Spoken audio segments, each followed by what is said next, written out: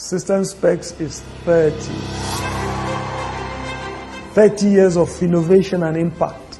30 years of empowering businesses, governments, owners and managers to improve their HR processes with our first fully indigenous, cost-effective, intuitive and innovative payroll and human resource solution, Human Manager. 30 years of enhancing the accounting practices of organizations. We have transformed payments, funds collections, and finance management processes end-to-end with Remita. We have simplified payments and collections for users across diverse customer segments, from the informal MSME to the most sophisticated corporates and governments. We now have the added privilege of supporting intra-African trade and so much more. Surely we've come a long way, but we have just begun. We will continue to raise the bar and translate Africa's technology dream into reality.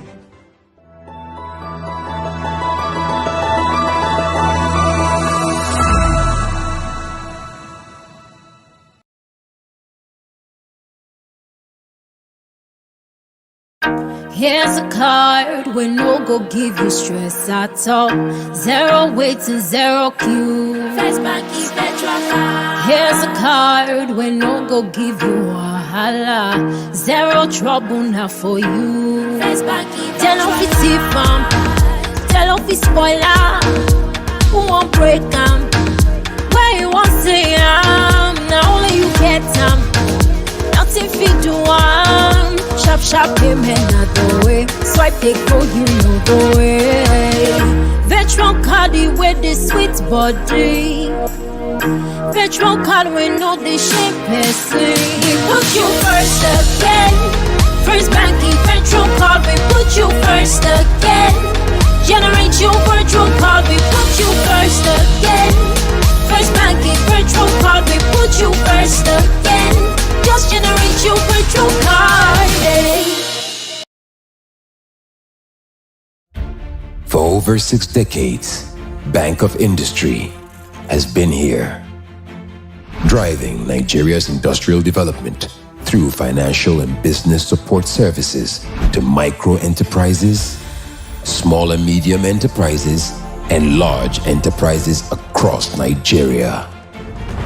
Leveraging on strategic partnerships, we provide equipment financing, working capital, and support to enterprises in key sectors of Nigeria's economy, including youth and women-led enterprises. Whatever your business needs, starting up, expansion, diversification, modernization, or rehabilitation, we'll be here always to support you. Bank of Industry, transforming Nigeria's industrial sector.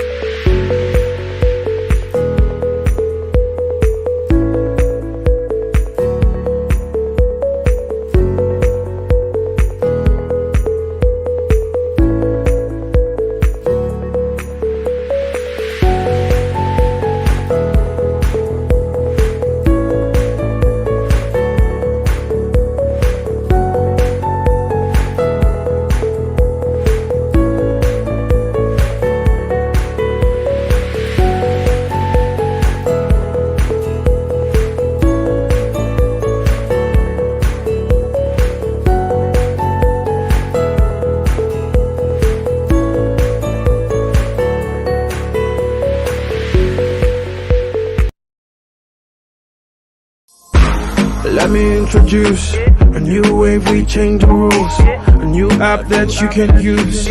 Wanna change your life, then choose. Save money and invest. Pay bills when you decide. Safe and secure for you when you need a loan, request it. One bank for you, one bank for me. So chill out. and enjoy the ride. Stop to call and to count on it. One bank. One Bank by Sterling. Open a current account and start transacting.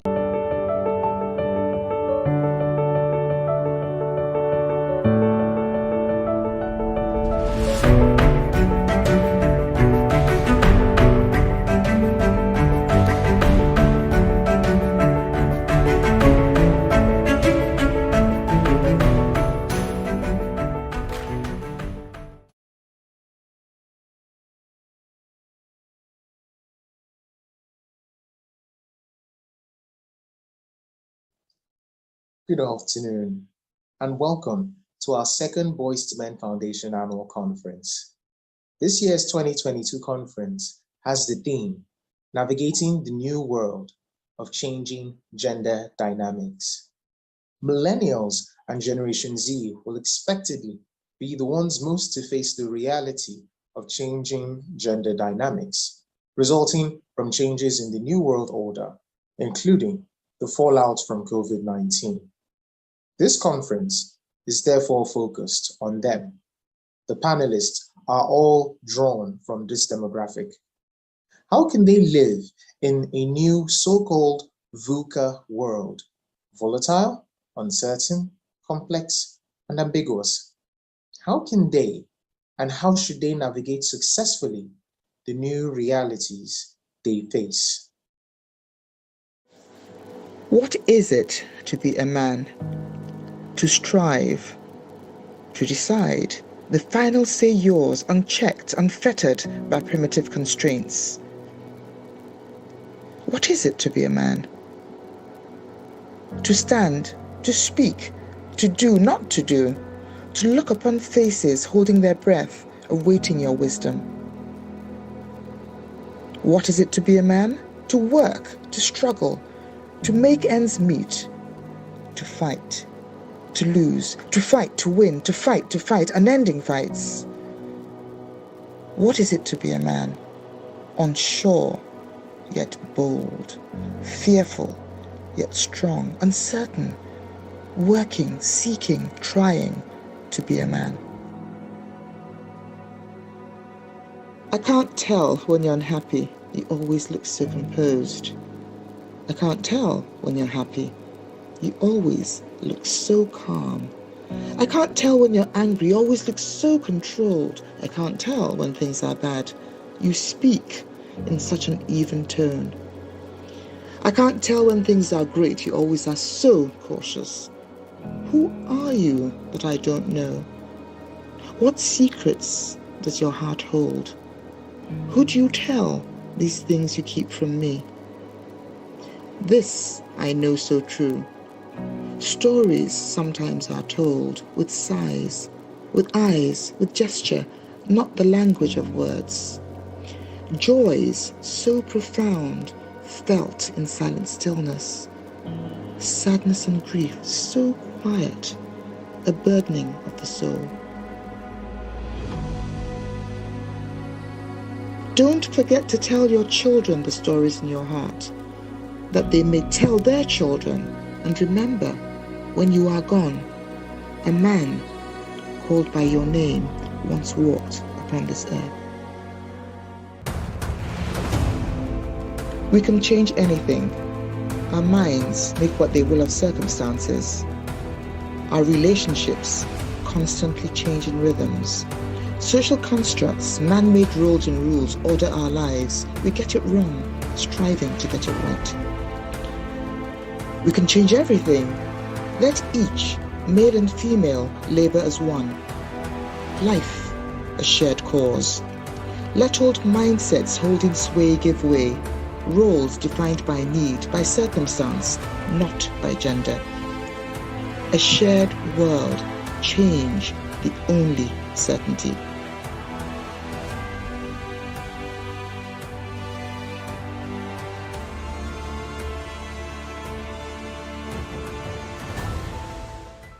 This spoken word performance of 3 poems was by Mrs. Ifeoma Idigbe, the founder and executive vice chairman of Boys to Men Foundation, from her book, About Men, Random Poems, Monologues, and Reflections.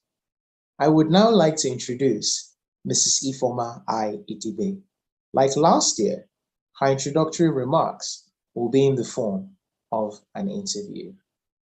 So, Mrs. Idibe, why start with those particular poems? Let me start by saying good afternoon to all of you and to thank you for joining our conference. One of the most topical issues today is changing gender dynamics. And we saw this playing out in our own national politics at the National Assembly.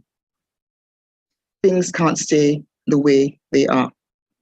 But the truth also is that the way we raise men and the way we raise women is at the root of the difficulty in changing these perceptions. However, because women want more, things can't stay the way they are. And if that is the case, it means that men also have a role to play in accepting that things are changing. And they're changing for the better. Because if both men and women contribute fully in all areas of life, what a wonderful world it would be.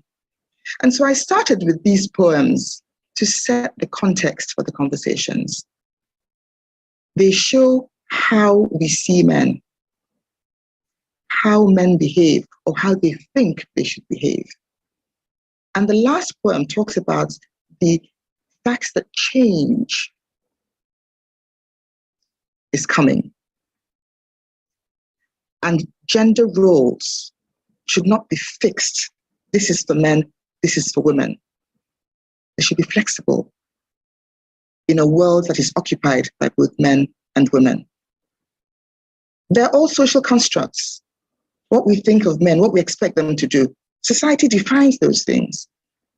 And so the same society can choose to change the boundaries or erase the boundaries entirely. And that's really why I started these poems, to help us to feel, to see, and to experience, looking on, what it's like for men, one face, if you like, of men.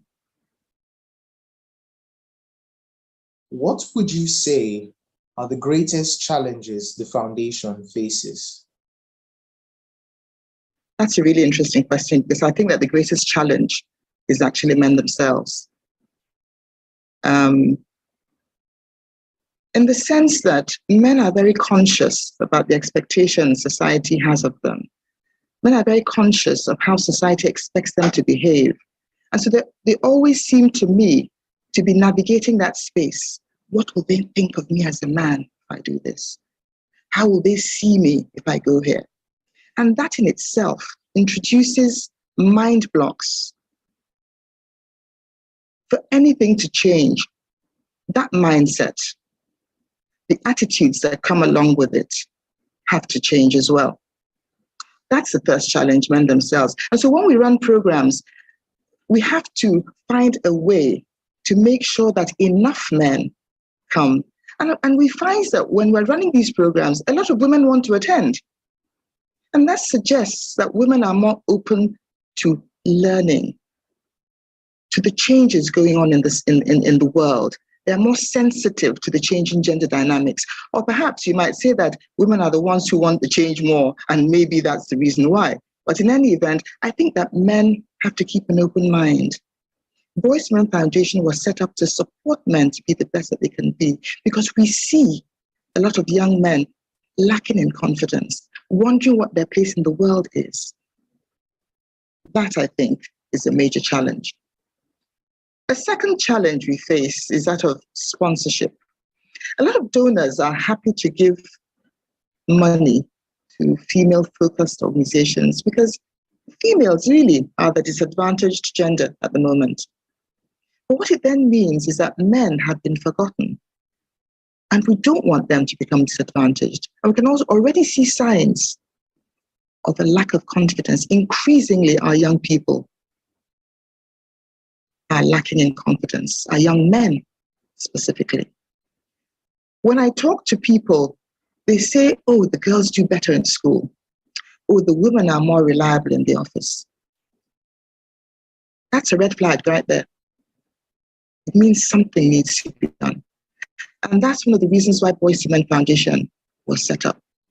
But for us to be able to run our programs, life skills and leadership programs, mentoring, we have monthly conversations, we have podcasts.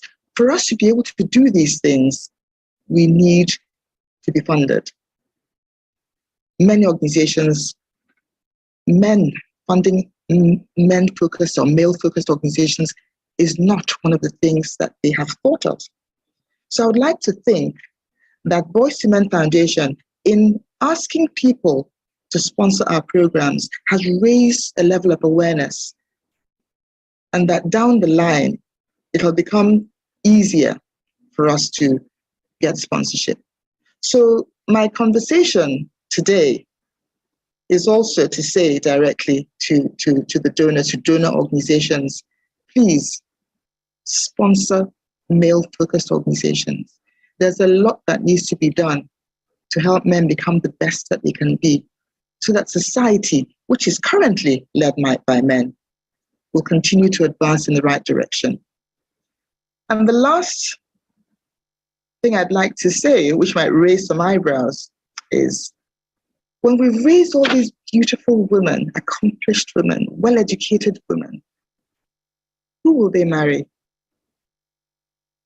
if we're not equally looking after the men? It's important that men are supported to become the best they can be. Every human being needs support, male and female. The tendency is to support the females, and it's a good thing.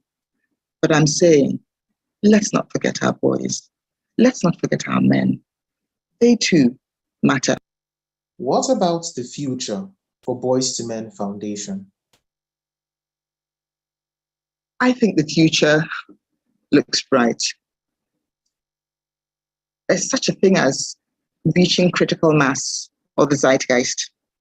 And I think that as Boys to Men Foundation continues to run its programs, to be persistent and consistent. And as it is, when we started and now, from when we started to now, there's been an improvement in the reception that we have to our programs.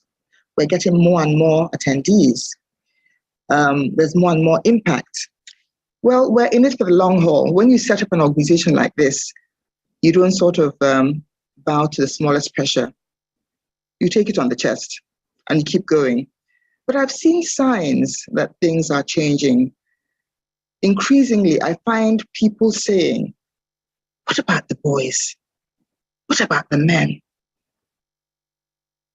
And so the groundswell, as it were, is increasing. And if that happens, or rather when it happens, and as it continues to happen, we'll get to the point where we'll be sought out as an organization that caters specifically for men's needs. I have every hope that this will happen. And so I'm not discouraged at all. As a matter of fact, I think that with each passing year, I can see the steps forward and the gains that we've made. And I'd like to end with a quote from Thomas Page McBee, who says, "We must create a culture where boys are not raised to see masculinity and humanity as mutually exclusive." Enjoy the conference.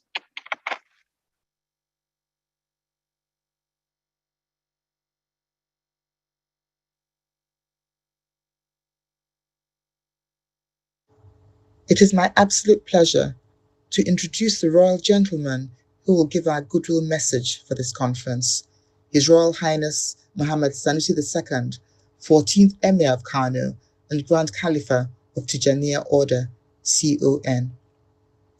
His Royal Highness Mohammad Sanusi II became the 14th Fulani Emir of Kano on the 8th of June 2014. It is a role he desired and for which he prepared himself throughout much of his life. After childhood Quranic studies and elementary school, Sanusi entered King's College, Lagos.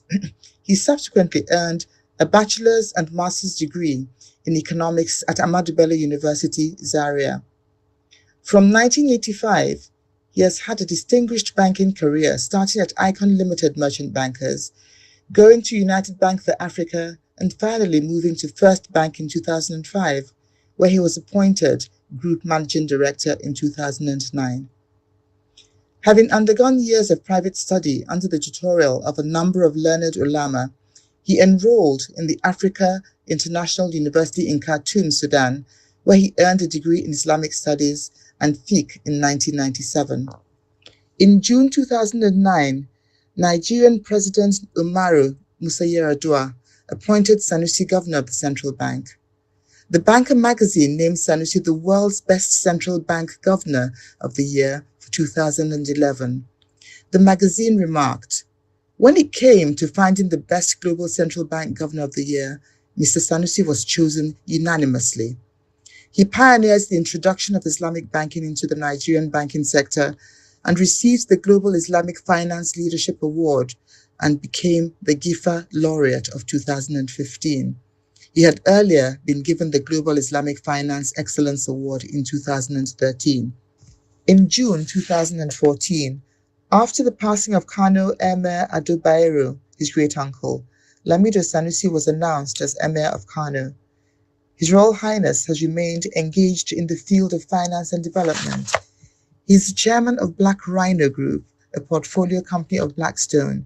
He is also chairman of an Impacts Capital Fund named Babangona, that is Big Farm, dedicated to agricultural development and the support of small-scale rural farmers. He continues to bring his wealth of experience and contacts to bear on key development projects like public health, girl-child education, advocacy, and reforms of Muslim family law, as well as the systems of zakat and awqaf, or endowments. His Highness has been awarded various doctorate degrees by several universities. In the course of his career as banker, His Highness received several awards. His Highness has been recognized as Man of the Year by various magazines and newspapers and awarded the national honor of the Commander of the Order of the Niger. He has several publications and is in every way a distinguished Nigerian.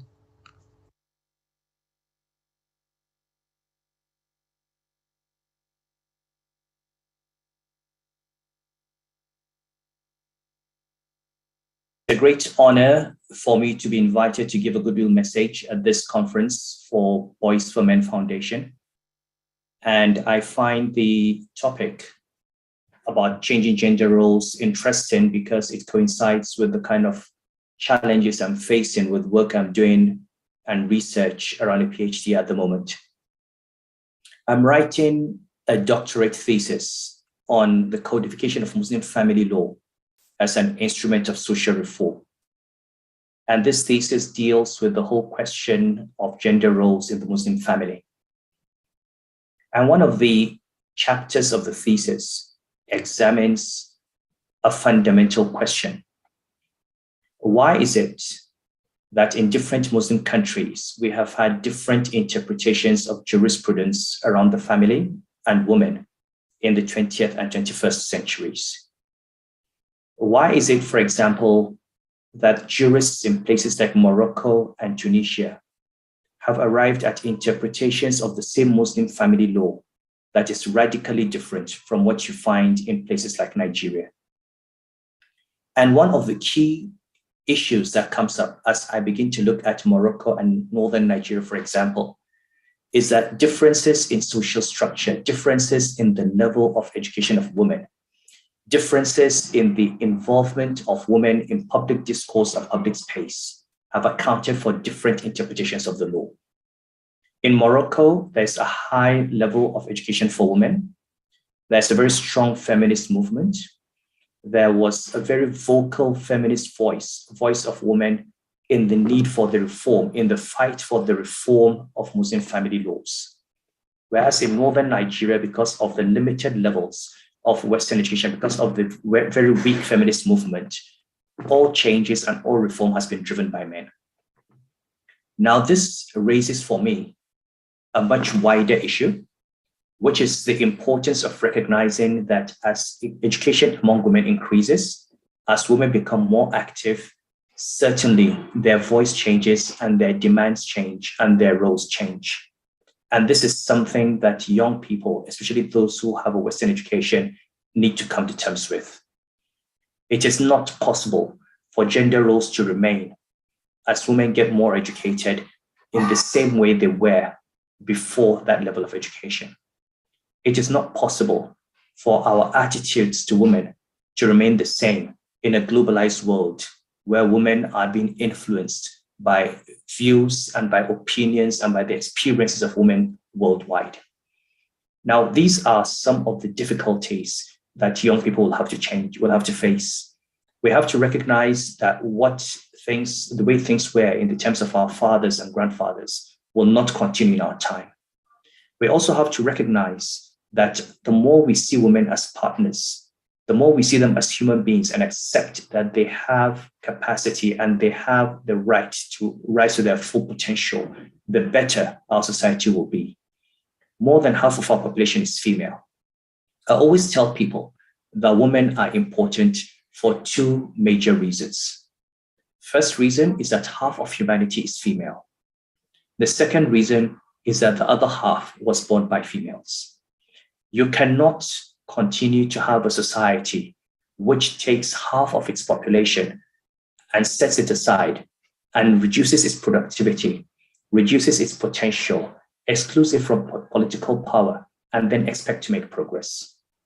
I would urge all the young people in this room to see women as partners in progress, to see them as equal, to see them as colleagues, and to understand that by bringing our women up, by encouraging them, by allowing them to be who they want to be, we actually become stronger and not weaker. The strength of a man will be judged not by how much he's able to oppress women in his house, but by how ready he is to liberate them, to free them, and to allow himself to test his brains against them, to cooperate with them, to see them as colleagues, and to deal with them on that level. I'm sorry I'm not able to give a very long speech because time will not permit, but I would like to stop here with this goodwill message and the hope that this conference will open the eyes of people to the challenges and will also encourage the young ones among us to have a more progressive attitude towards gender equality. As a UN Secretary General's advocate on SDG, I have looked at 17 goals, and I've come to the conclusion that the one goal that has the largest impact on all the goals will have to be the education and the equality of women. The more educated our women are, the more we're able to address all the issues that bother us, from malnutrition to out-of-school children, to per capita income, to a lack of jobs, and so on. So I do hope that we will see this within the context of the SDGs, within the context of development. And those of us in developing nations need our women more than anyone else. Thank you very much, and I wish you all the best in your deliberations. Thank you.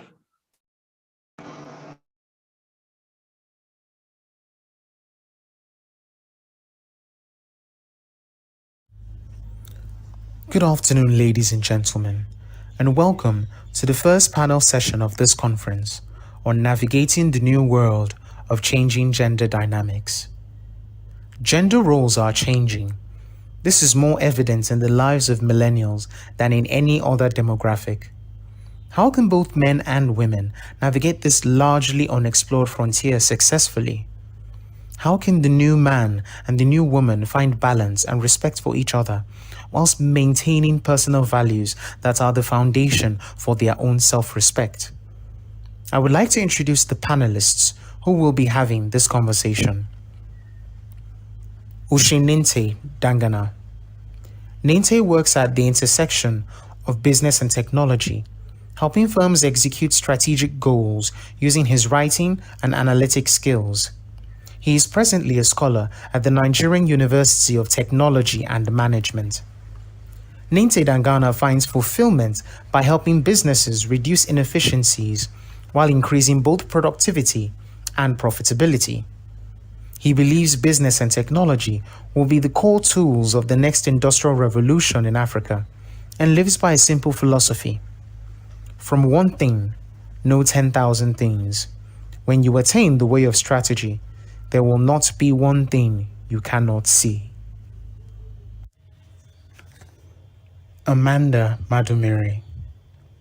Amanda Madumiri is a writer and multidisciplinary artist.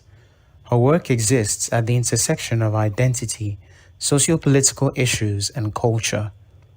She memorializes the past, documents the present, and reimagines the future through painting, photography, and performance.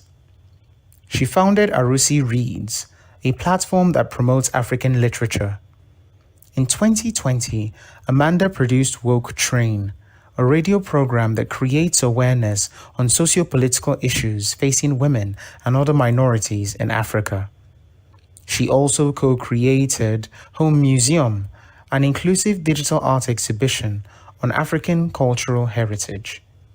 Amanda's work has been shown at ArtX Lagos, Lagos Photo Festival, and the Peace Exhibit. Amanda is a Nairobi Writing School alumni and currently edits KD Africa. As a Utiva Design School alumni, Amanda is currently working to design movements and products that alleviate social issues in Africa. Amanda loves to visit art galleries, read books, and be immersed in culture. She is a 2022 NUTM scholar. Zolakbo Olayoriju.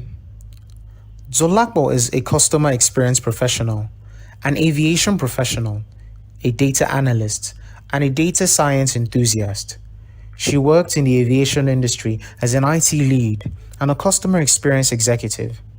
She holds over 15 industry certifications, including the Amadeus certification with South African Airways and the IATA Dangerous Goods regulations. Zolakbo is interested in how our lifestyle contributes to a better quality of life and strongly believes that we are a product of how our experiences have shaped us, alongside our ability to always unlearn and relearn. She is the creator of Onto the Body, a wellness outfit that educates Africans on how to live a healthy lifestyle without needing to ditch the amazing cuisine Africans have, as is the narrative. Zolakbo enjoys reading books, both fiction and non-fiction, writing, practicing wellness, and traveling. Chisom Amadi. Chisom is a pharmacist who builds and launches products. She believes in leveraging technology to deliver impact-driven initiatives in Africa. While working with Advantage Health Africa, she signed up 1,000 pharmacies in Nigeria, leveraging technology to improve their access to skills and resources. She was a member of Konga Health's founding team, where she also worked to improve the group's business operations. Prior to NUTM, Chisom led Scholar X's Lenam team to provide Africans with digital skills content in localized languages. Working as a consultant, she designed a data flow diagram for an end-to-end pharmacy inventory management software, which is currently in its product's development stage. An African Women Entrepreneurship Cooperative Fellow, Chisom hopes to venture into entrepreneurship by building the first indigenous research lab in Africa, focusing on traditional medicine research and production of standardized herbal medicines. And finally, the moderator, Stephen Oyebode. Stephen is a clinical pharmacist. He was the co-founder and founding CTO of MyMedicines.com, Nigeria's largest e-commerce platform for medication, which was named one of the top 50 innovations in Africa in 2018 and was awarded the Google Black Founders Grant in 2021. MyMedicines.com is currently venture-backed. Stephen, through Co-Creation Hub Design Fellowship, collaborated with the vaccine team at Clinton Health Access Initiative, CHAI, to improve vaccination coverage in Katsina State. He also designed platforms such as the Cancer Access Platform with CHAI and the Federal Ministry of Health, Nigeria, that reduced the cost of cancer medication in tertiary hospitals by more than 50%. As a senior product designer at 54 Gene, he designed numerous fintech, molecular biology, and genetic research platforms.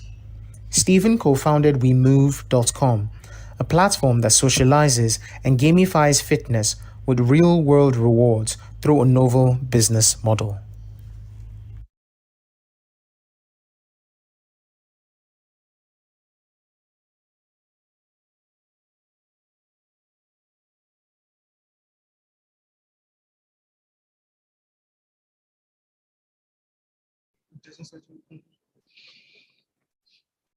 Hello, everyone. Welcome to the panel. In the world today, the dynamics between men and women are changing, generally, without any deeper insight. On the women's side, there is some galvanized activation to bring women equal opportunities as men. Sort of level the playing field, as many would say. On the men's side, there is a building resentment as they may feel women seek to replace them and take away the very essence of their identity and existence. Our topic of exploration is multifaceted, polarizing, and probably sensitive, but it is a discourse that begs even, to be had. We will be exploring this topic from different perspectives. Starting from the basic building block of society, its smallest unit, the family, marriage. What are the gender dynamics you are observing today, Chisom? So today's world, right, in the family unit, which is basically the smallest unit of civilization that a person is introduced to from birth, you would find certain norms that, as a child, you would think these are, like imbibed in you. And growing up, you might think that they are normal. Then when you grow up and go out into the world, and then you hear some things or you observe some things, and then you realize that these things are not normal and should be changed. For example, right, in a typical African home, you would see that, typically when there are guests around, it's, the ladies, the girls that will serve the guests, while the men or the boys would be either sitting with the guests or in their rooms or something. But then you realize that basic service at its core is a basic human trait. It is not necessarily for women or for men. It's just something that as a human being, you should be able to serve others. So these are like the typical gendered norms that you would find in a family. But growing up and, as an adult in today's world, you can see that things are changing and things are being shifted because of discussions such as this and a platform such as Boys to Men Foundation and even Wendy's. Yeah. Dolapo, do you want to give us some perspective? When you were talking, there was a rhyme that was coming to mind. This mommy in the kitchen cooking rice, that in the and it's so funny that I was taught that in school, but it has changed. Right now, daddy is in the bathroom changing diapers, mommy is in the office working, and basically that is how much things have changed. It has changed the societal construct of, the man provides, the woman takes care of the home, the children are in the middle of both. Things have changed. Now, depending on the family dynamics, different partners decide what they want to do. So am I capable with cooking? Am I better with taking care of the kids? They decide. So I think that compared to the way it was before, the dynamics are starting to change. So, Hi, Amanda.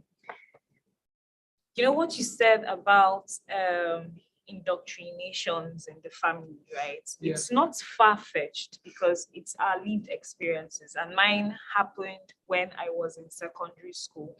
We had this thing that we had to say every morning: women are to be seen and not heard.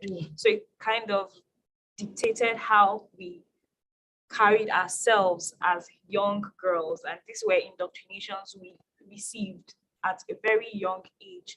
So I mean, it comes from everywhere, not just the family. And even if the family is not central in that indoctrination, still see it playing out as, you know, the way people, men and women, are to behave. But 2022, things are different. We know that as a woman, if you're trying to be seen and not heard, you'll be swallowed, you disappear. And you wouldn't even have access to livelihood, standard livelihood, because you're trying to follow a gender norm that we were indoctrinated into as children. So the world has evolved and is still evolving so much that most of the things we grew up hearing have become invalid in certain ways. And you know, the gender dynamics and gender norms of this present society, if we're not careful, it could be difficult to keep up. And that's why conversations like this need to happen. So it's ironic that we are on the boys to men panel, and we're talking about gender dynamics, but we have outnumbered men on the panel. So I'm going to defer to Ninte to give us some male perspective about the gender dynamics within a family and a marriage context. Thank you very much, Stephen. I think I'll go a step further and try to give a human perspective. So, starting off from the family unit, there's a lot of subtle expectation placed on young men. Growing up, especially if you're firstborn or one of the first children, you're expected to be a bit more reserved. You're expected to put in a little bit more work. You're expected to understand that you're like a third parent of sorts. There's a certain level of responsibility placed on you very early on. And then you find that as you enter into society, as you leave the family unit, let's say you get to the educational system, you will also see that men who follow the stereotypes are sort of rewarded by the system, the sports guys, the cool kids or whatever. You find that they're nudged towards their potential further, and the more quiet, the more reserved, the more, let's say, intellectually inclined, are kind of left to the side to wither. Now, when you get into the workplace, you might observe sometimes it's the loud and rough people that get the attention and even perhaps get the glory for work done, even when that's not necessarily the case. And when you take it a step backwards into more social environment, you still see the same traits playing time and time again. And then as a forward-thinking man, you start asking yourself, should I stop trying to battle the status quo and just fall into the rhythm of things? Or do I simply beat my own path and let what may become of itself, essentially? I mean, those are interesting perspectives. I think that if we look at the current family dynamics and the home, previously, if we go back in history a bit, we find that a lot of the gender roles were defined based on needs at the time. So men go to war and women stay home to sort of keep giving birth, right? I mean, when you go to war, people die and people need to be back home to replenish the population or take care of kids and breed.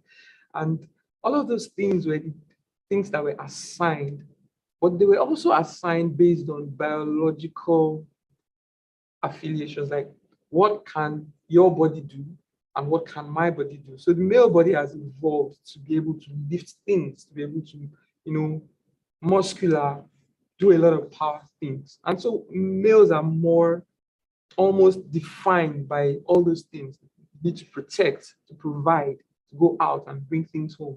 Whereas the women were, the childbearing, so they were seen to be more, let's keep them in, nurture, save them, protect them, and so that they can be the best at what we perceive that they can do. However, fast forward to the 21st century, people still go to war, but that doesn't define our society. Yeah. People now go to the workplace. People now press computer and get things done. People now read, study, go to school.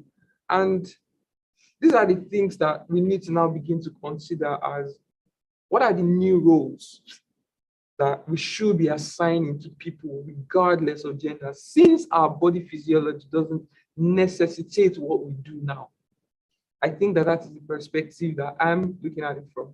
So I'm going to piggyback off the last question you asked. What are the new roles that we need to assign to people?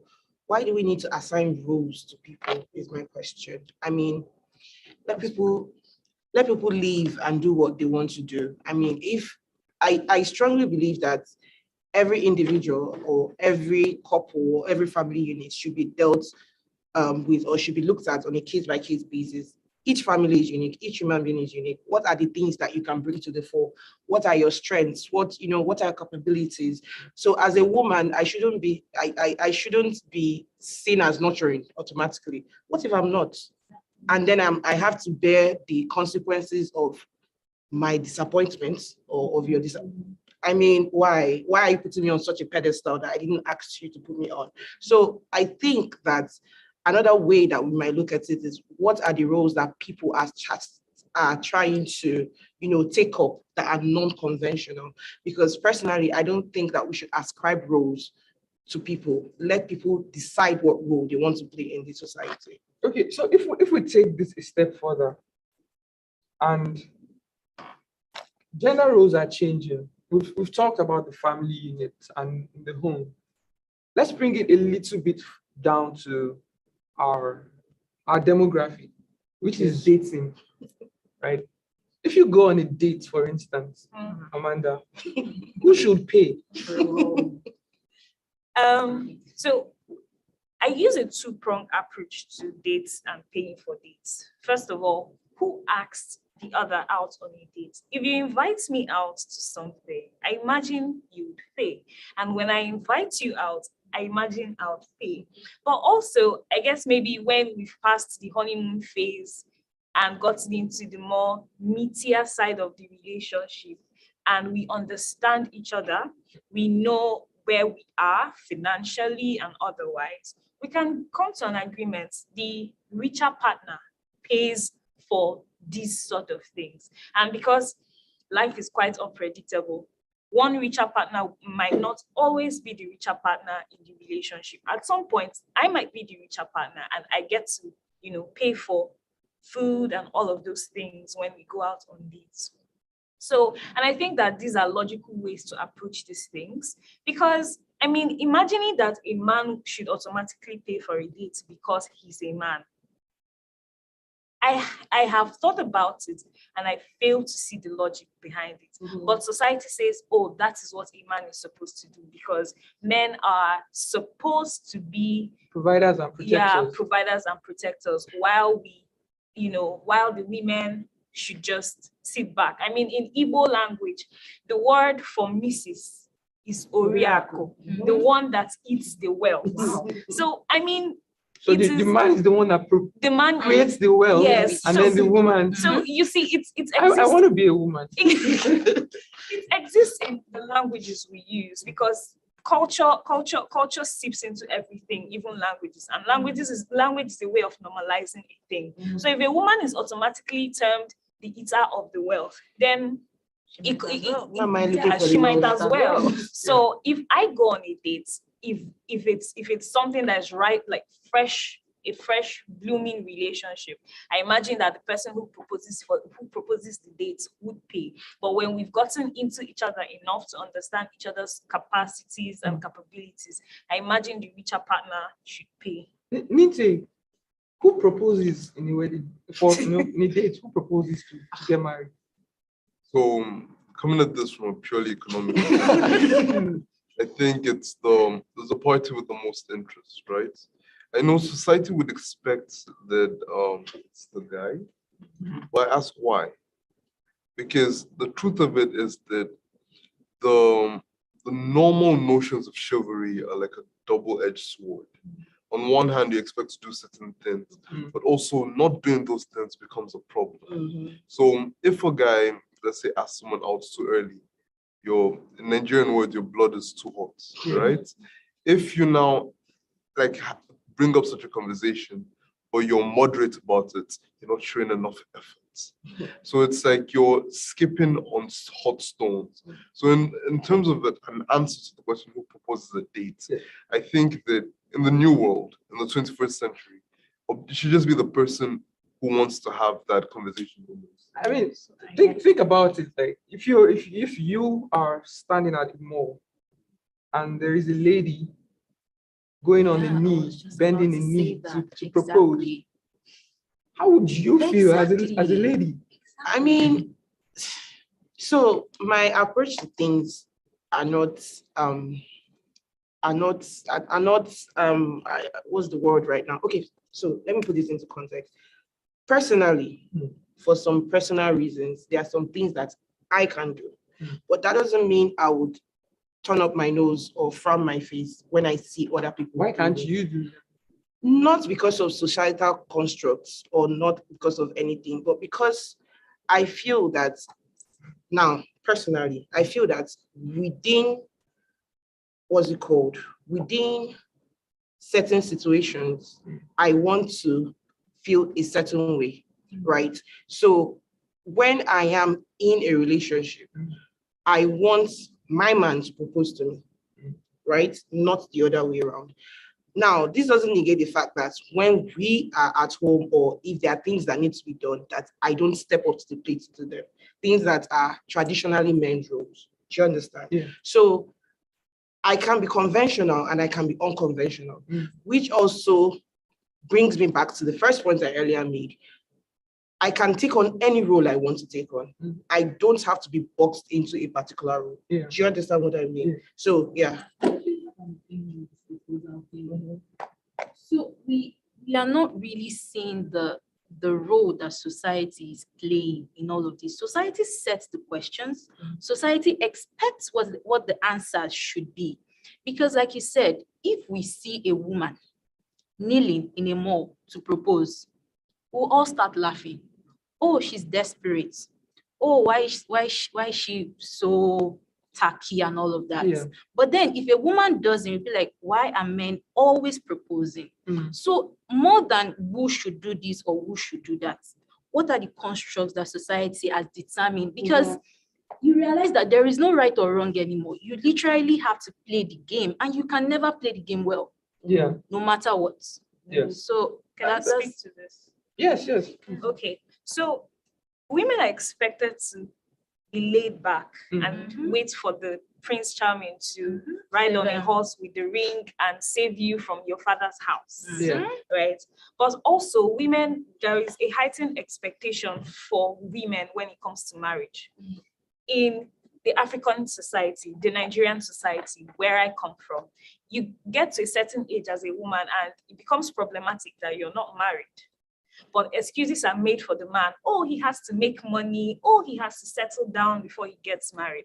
But you're a woman. No one wants to know your aspirations, your dreams. You get to a certain age. Where is your husband? But then these same women who have this pressure on their backs are expected to sit down and wait for a man to save them from their wounds. I will counter that by saying that men also, there are societal expectations of men as well. If you want to get married, for instance, as a man, and you're not yet of some financial stability, the question is, why do you want to get married?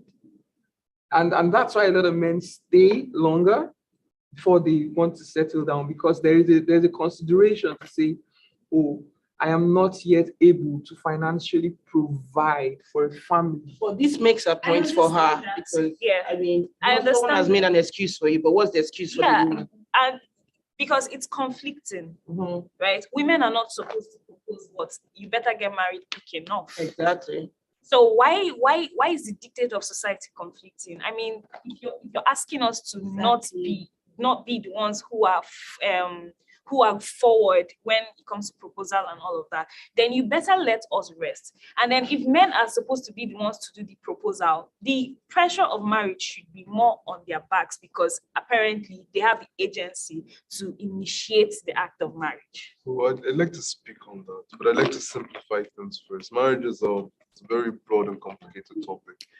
Bringing it down to just relationships, I think we can all agree that a broke guy is almost infinitely less attractive than how do I put this? Than a lady who is not beautiful. like, so when in relationships on a very simple scale, if we're in a setting where there's, let's say, 5 guys and 5 ladies, right? Obviously, nobody can share the same set of traits. So let's say you have this one guy who's not like physically attractive, but he has a lot of money. And you have this one guy who's physically attractive, but he's broke. Now you have a lady, let's even say she's moderate. She's not really beautiful, she's not necessarily ugly. Objectively, she would, when the unattractive but wealthy guy speaks, she would pay more default attention to him, because there's a certain level of leverage that men are expected to come with by de facto. You need to be able to take care of yourself, you need to be able to be efficient, you need to be productive. If on first encounter you do not meet that average quota, you're automatically relegated, like you're backbenched automatically. You now have to work your way out of that. So in as much as society places certain expectations on men, it is not like it is an expectation that all men are given capacity to build up to. It is, if you look at it, it's a historical construct, right? I mean, like Stephen mentioned, when there's war, some men are expected to go to fight for the aggravations of other men. When there is a famine, the men are expected to chest it and give the food to the other members of the community. If there is, like, in most of these highly negative situations, let's say high risk, high risk, men are pushed there. And during those moments, there's a silence on the whole gender conversation. Nobody's asking, oh, how do we split this equitably? How do we put the most vulnerable people to a point of safety? Ukraine and Russia. One of them, let's not children out. That's above my pay grade. Just bringing it back to the topic at hand. Chivalry, I think, is a very misconstrued concept, because as a human, as a functioning human being, there's certain elements of your humanity that just are to be regarded when you interact with other people. If you can help, if you can be of service, be in that capacity. If you can assist, be in that capacity. But I think it is flawed to expect anything from anyone just because of what you think they are connected to in a social construct. Okay, I'll just like to appeal to our audience that as the panel is going on, you can share your questions in the chat and they will be coming to us. And as the questions are coming, we will be taking them as the panel goes on. Thank you. So now I would like to ask the House the question, and I'll start from Ninti at this time. As a man, there are certain things that are expected of us, and we've almost attached our importance to certain societal expectations, such as being able to provide the first thing, right? We almost always even measure like ourselves by how much we have as men and how much we're able to protect and how much we're able to, to be the man. Now, gender roles are changing and women are stepping up more. Does this have some sort of effect on the masculinity and the masculine expressions of men in the society? And when does being a man, that whole validated. When do you become less of a man by just being in a situation or a relationship where the woman is doing all the things that you think or as you've expected or ascribed to yourself to do? So I believe on the topic, most people in our age group, or maybe even the larger societies, they're on a spectrum when they look at what gender obligation should be. Everybody would like to say, oh, I'd rather not do anything, I'd rather just lay back. Some guys will be like, I don't mind if my partner pays for the dates or pays for the DSTV, gets me clothes. But the truth of it is, what we say in conversation and how we psychologically process some of these things are not always aligned. So even people that speak to the fact that, this is what I would like and this is what I prefer, when you come face to face with that scenario, your instinctive reaction might be different. And not instinctive in the sense that you were hardwired that way, but just the behaviors you had observed and learned, even that you profess not to like, and sow the seed in you that you didn't know about. So your conditioning. Yes. Your conditioning, exactly. Your social conditioning. So I find that the best way to validate anything is to understand what the absence of it is, right? So first of all, as a man, you need to ask, okay, what makes me not a man? You need to have a list. No, objectively, like what are the things? What does being a man mean? No, to understand what being a man means, you first need to understand what being a man is not in your own independent capacity to you. Yeah. You define that yourself. Yes, you have to. Like in all things in life, you have to objectively understand it, because otherwise, if you're using labels that you don't understand, you can't have strong standing on the subject. You'd be wavy. You'd be undecided essentially. So start with define, okay, does being financially independent make me a man? And also check it, like, does being financially independent make me just an efficient person at this point in life? Whether if I was not a man, would it be important to segment that? Fine. Does providing for my family in my own capacity make me a man? Or does it just make me a good person? Or like an appropriate human being?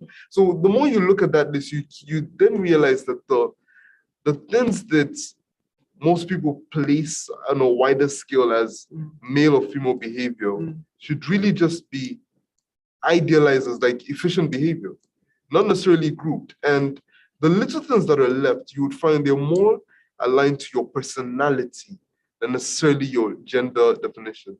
That being said, all of these things are in your head. When you're in social situations, nobody is reading your mind. How do I put this? If, let's say, you're just chilling with your friends, you're hanging out, and let's say in that location something gets broken, and you brought somebody. Let's say you came with a female friend, and she breaks it. Nobody will say pay for it, but they will look at you like pay for it. They're expecting. There's an expectation. It also depends on the dynamics of that group. If the lady understands that, oh, this is what I did and I'm capable of handling this, and she communicates it, she steps forward, that there wouldn't be an issue. But then it's like there are lots of things we live unsaid nowadays. Then after the event, people now react on the matter. If I was in a mall and I saw a lady proposing to a guy, they're not in my sphere of contemplation. So I won't even deep it. Like it won't dwell on my mind. All I see is a social interaction. I'll move on the same way I would move on if I see somebody walking with their child in a mall. But when we look at scenarios without a fundamental understanding of what the connections are and why they're taking place, it's very easy to cast something in a positive or a negative light. Yes. Okay. So to the women on this panel, when does a man become less attractive to you? That is such a question, actually. But yeah, before you answer, so I like to look at it this way. You stop being a man to me the moment you stop being a human to yourself. It is not because of provision or anything. Do you have goals? Have you decided to let your goals go away, and have you become like a bicycle with your attitude or something? Do you have things you would rather do? Is there a way you want to live your life? You know, what makes you a person? Are you losing that? Functional. Yes, what makes you a person? It's not because, for example, a man says, oh, I do not like to cook. And when I met you, I really knew that you do not like to cook. And you are not like, okay, should we hire a chef? Let's start from there. You're like, okay, let's hire a chef. You understand that. Maybe I do like to cook. Let's do that. But then you do not like to cook. You do not want someone to cook. You do not want to be cooked for. You just don't like to cook. When you start hearing things like that, the question becomes, what makes you a person? What do you want to do with your life? How do you want to live? The moment I don't have answers to those questions, and you yourself do not have answers to those questions, you even stop being a human being, not just a man at that point, because who are you other than being a man? Who are you as a person? That is the way I think about these things. Okay, so let us quickly go to more. You had something you wanted to say? Oh no, like, I mean, I just wanted to answer the question, but it's fine. We can go on to. I think we can move forward to say the workplace, which is probably one of the biggest places where the dynamics are more pronounced amongst men and women. So there is a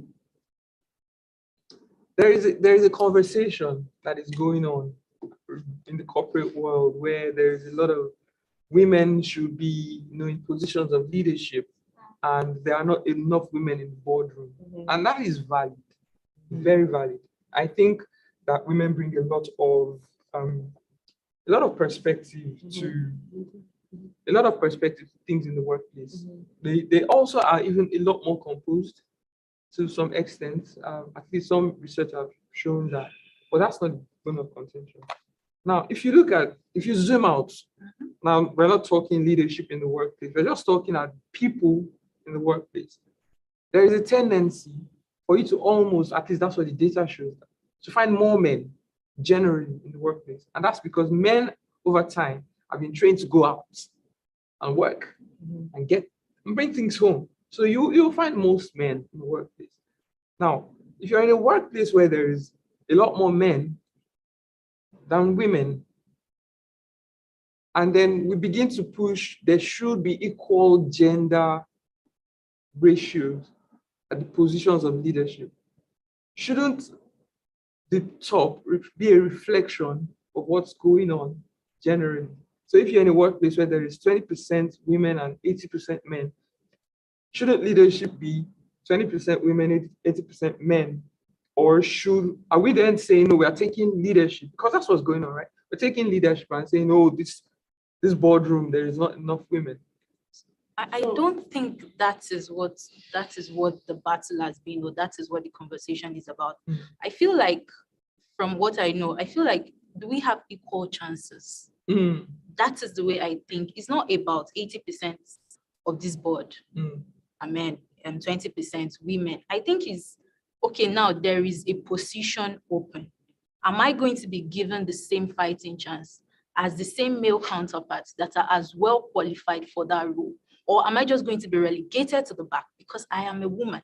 So most times when we're looking at that dynamic, it's not because they're saying, I get that there are times you hear that, of all the board, 90% are male, maybe the remaining women. But I think from my own perspective, it's based on what are the chances, what are my fighting chances as a woman? When I need to go for a role, when they are thinking about roles, do they automatically think of men because they assume that men are leaders? Or do they also think about me based on all my qualifications, the way I've learned, what I've put into the work? Or there's just this notion that, women are not really supposed to be leaders because of this, and that they do not ascribe to men. They just assume that, they are men and they can't be leaders. So I think that is a better way to sort of look at it. So the opportunities that are available, women have to fight a lot harder than men for the same thing. And then there's also the issue of paying women less for the same amount of work that is being done. And that's valid. But again, because we're in a group dynamics here, and for every group dynamics, there is a certain color to that group, right? These men have been in the workplace for a while. They've been there, and women are beginning to step up. Is there a better way? I don't know how to put it, but is there a better way for women to engage men so it doesn't? So there is. We all come out and find a win-win, right? That's everyone wants. I think every reasonable person wants women in the workplace. But how do we re-engineer the society to begin to understand the importance of women and begin to create these spaces and accommodations for women in the workplace? Amanda? in response to your question, I'm going to ask you a question and then say what I have to say. First of all, why should it be women that would have to find a way to navigate and fit into the male-dominated industry, right? Why isn't it a level playing field where men and women understand that, okay, we need equality in the workforce, and we are both going to work hand in hand to see to it. Not, oh, there are a lot of men here, and then the women have to be the ones to fit into tight corners and, you know, twist themselves into a lot of things just to fit into the male-dominated industry. I read a lot, and one of my, a person I admire so much is Toni Morrison, right? And she writes about how being at a position of different challenges gives you a different perspective to life. So you're a woman, right? And you're an African woman. You have black skin, right?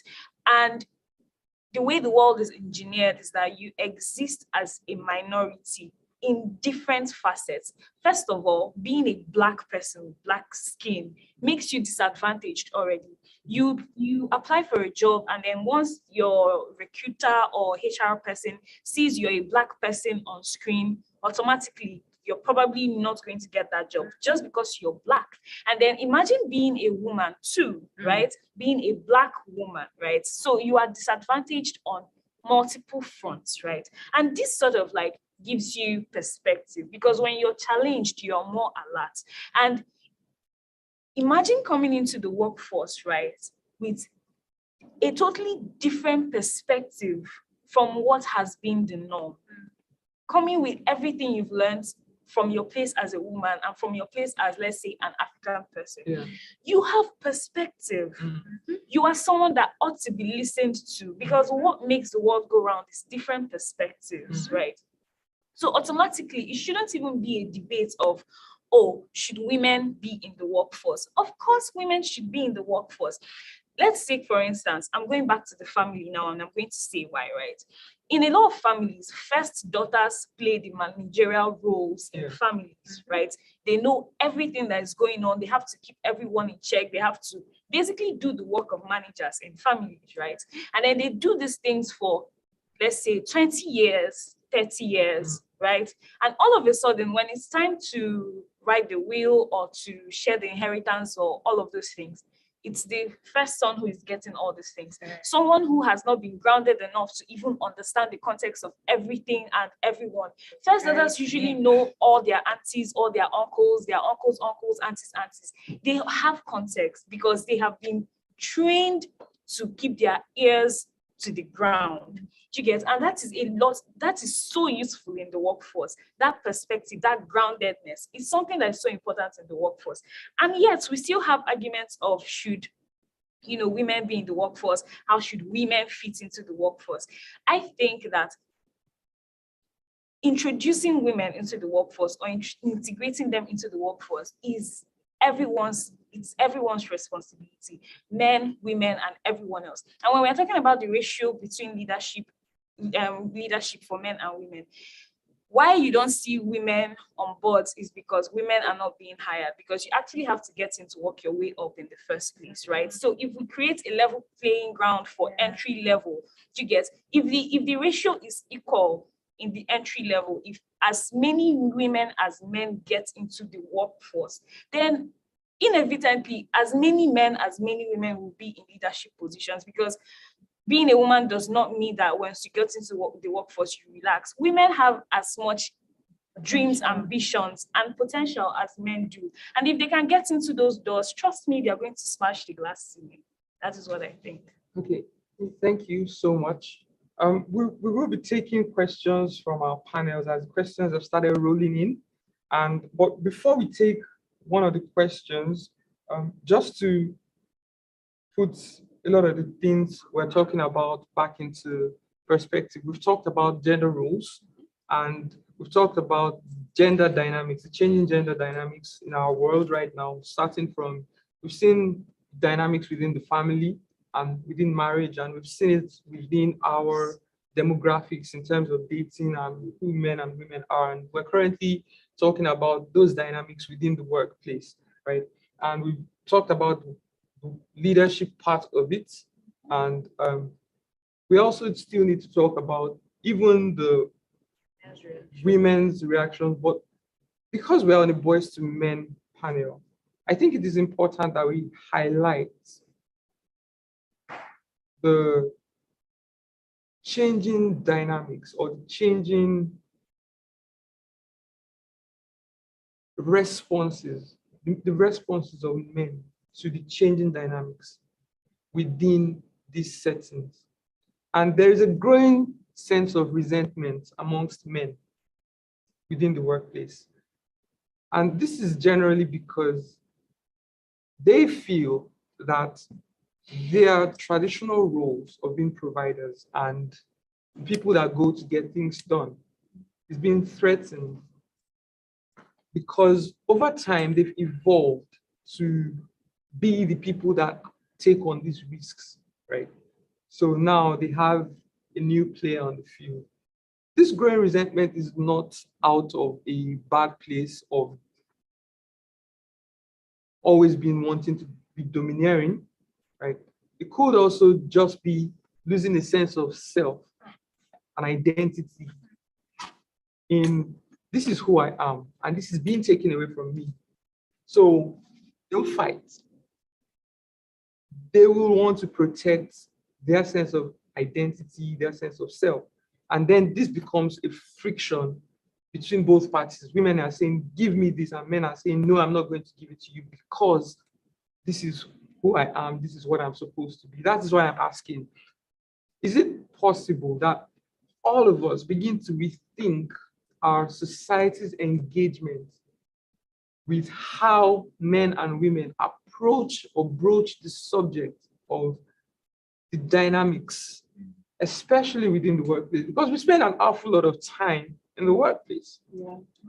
So I'm going to speak to that. And one of the things that I thought of when Amanda was answering the last question, I mean, she had some really valid points, like why should we even having the conversation in the first place as to why are women not in leadership positions, or should they be given the opportunities?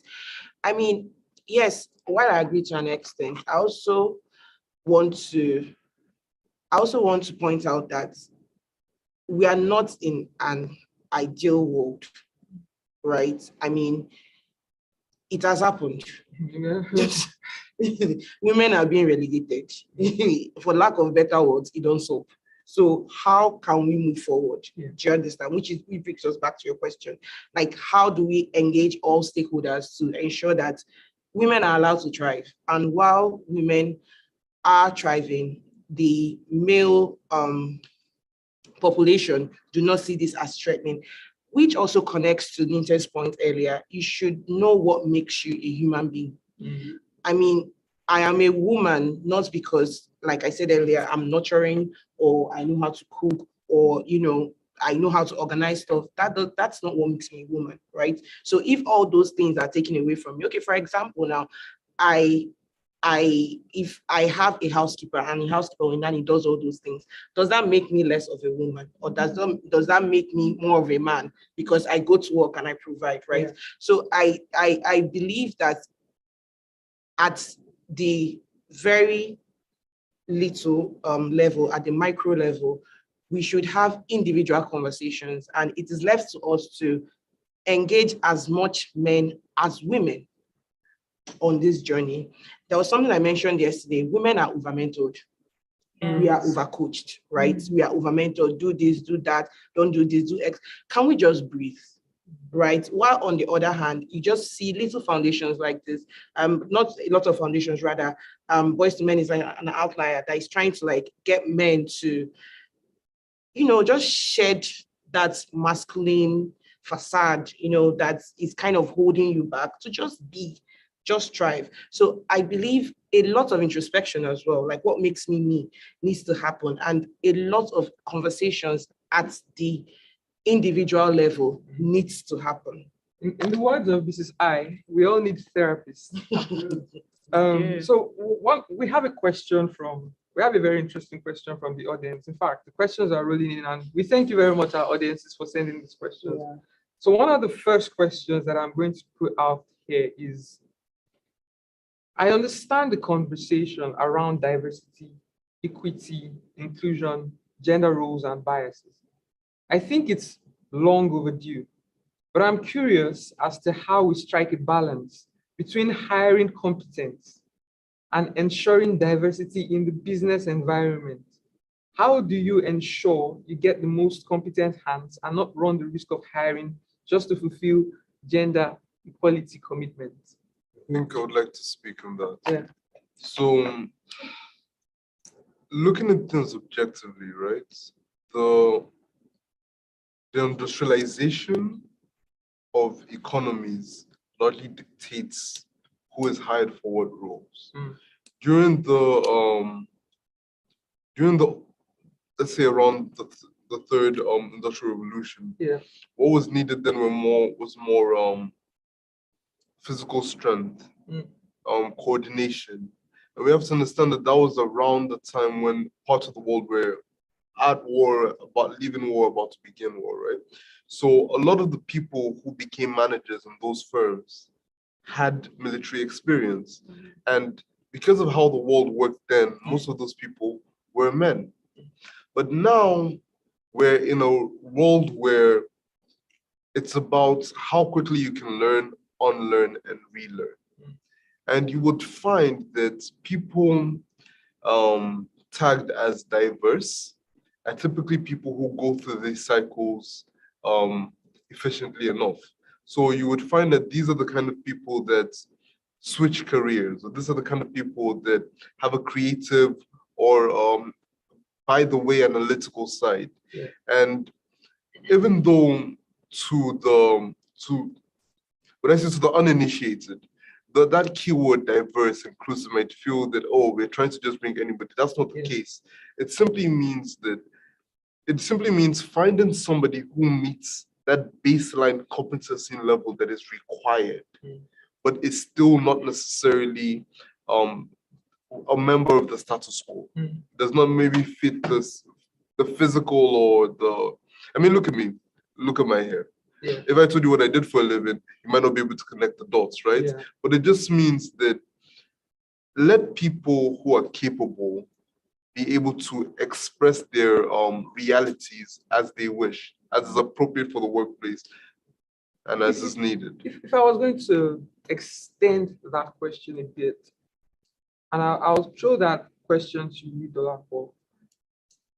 If we're hiring based on competencies and needs within an organization, I'm going to pick two distinct sectors, one the construction industry and the other the airline industry, specifically air hostesses. Now, if there is a job opportunity or a job ad for people that are going to be moving stuff in the construction industry, how many women do you who will actually go for that? And if there were, data says that there will be more men applying for that. And if there were a job ad for air hostess, more women will go for that. So are we also fighting for some sort of gender balance within this kind of context? Yes, I think we should actually, because like Ninte just said, before, for example, construction, they wanted people that were built, people that had strength. They still want people that are built. Yes, but women are built. Women have strength. Women are training. If some box you, exactly. And you know, like a conversation I was having with Chisom, women are also the one advocating that, okay, we can actually do this job. And the way I like to look at jobs now is based on job description. So when you look at the JD, man or woman, can they do this? And I also feel like to be really balanced, it should also go that way into the maybe aviation industry or the air hostess industry as well. Because what you are looking for at the end of the day are people that are women. And there's this notion that women are more welcoming and they can cater to people better. But that is also a bias. Things are changing. So maybe if men are being taught to maybe drop some of this unnecessary masculinity this tough face, this I'm macho, and nothing can get through me, nobody can talk to me, we don't smile on this lane. Maybe things could be better. Maybe then, we can start also looking at getting more men into this industry as well, because it goes both ways. Now, I understand that there's not a lot of advocacy for these kind of situations, and it's because statistics shows that women are still way more marginalized, but it doesn't change the fact that this conversation should be had both ways. So if men want to really host in the aviation industry, there should be allowances for them. Will they receive the training? If they can receive the training, will they perform on the job? Fine. That's the way I actually see it. Can I say something? Before you talk, I actually have a question that is directed to you. And the question is simply, who is a man? And this is the context. The differences between men and women have changed. I ask because men wear dresses today and makeup. Women take up roles traditionally designed for men. In a world where there is fluidity in expression and behavior, who is a man? This person? I know, right? I would say that a man is anyone who believes he's a man. This is because initially there were things that defined who a man is, right? And as society has evolved, the lines have become blurry, right? And if you think you are a man, or you might be a man, right? What makes you a man is actually sitting down, understanding or having a full picture of your understanding of what manliness is, and keying into that. That is simply my answer for that Amanda, question. are you saying I can decide now that I am a man? Okay, so just because of time, let us move to another comment. Perhaps. A question. When a man chooses to become a chef or a nurse, society responds in the same way they react to a female pilot. Is there a comment somewhere there? So that's a very interesting analogy. Quite interesting. However,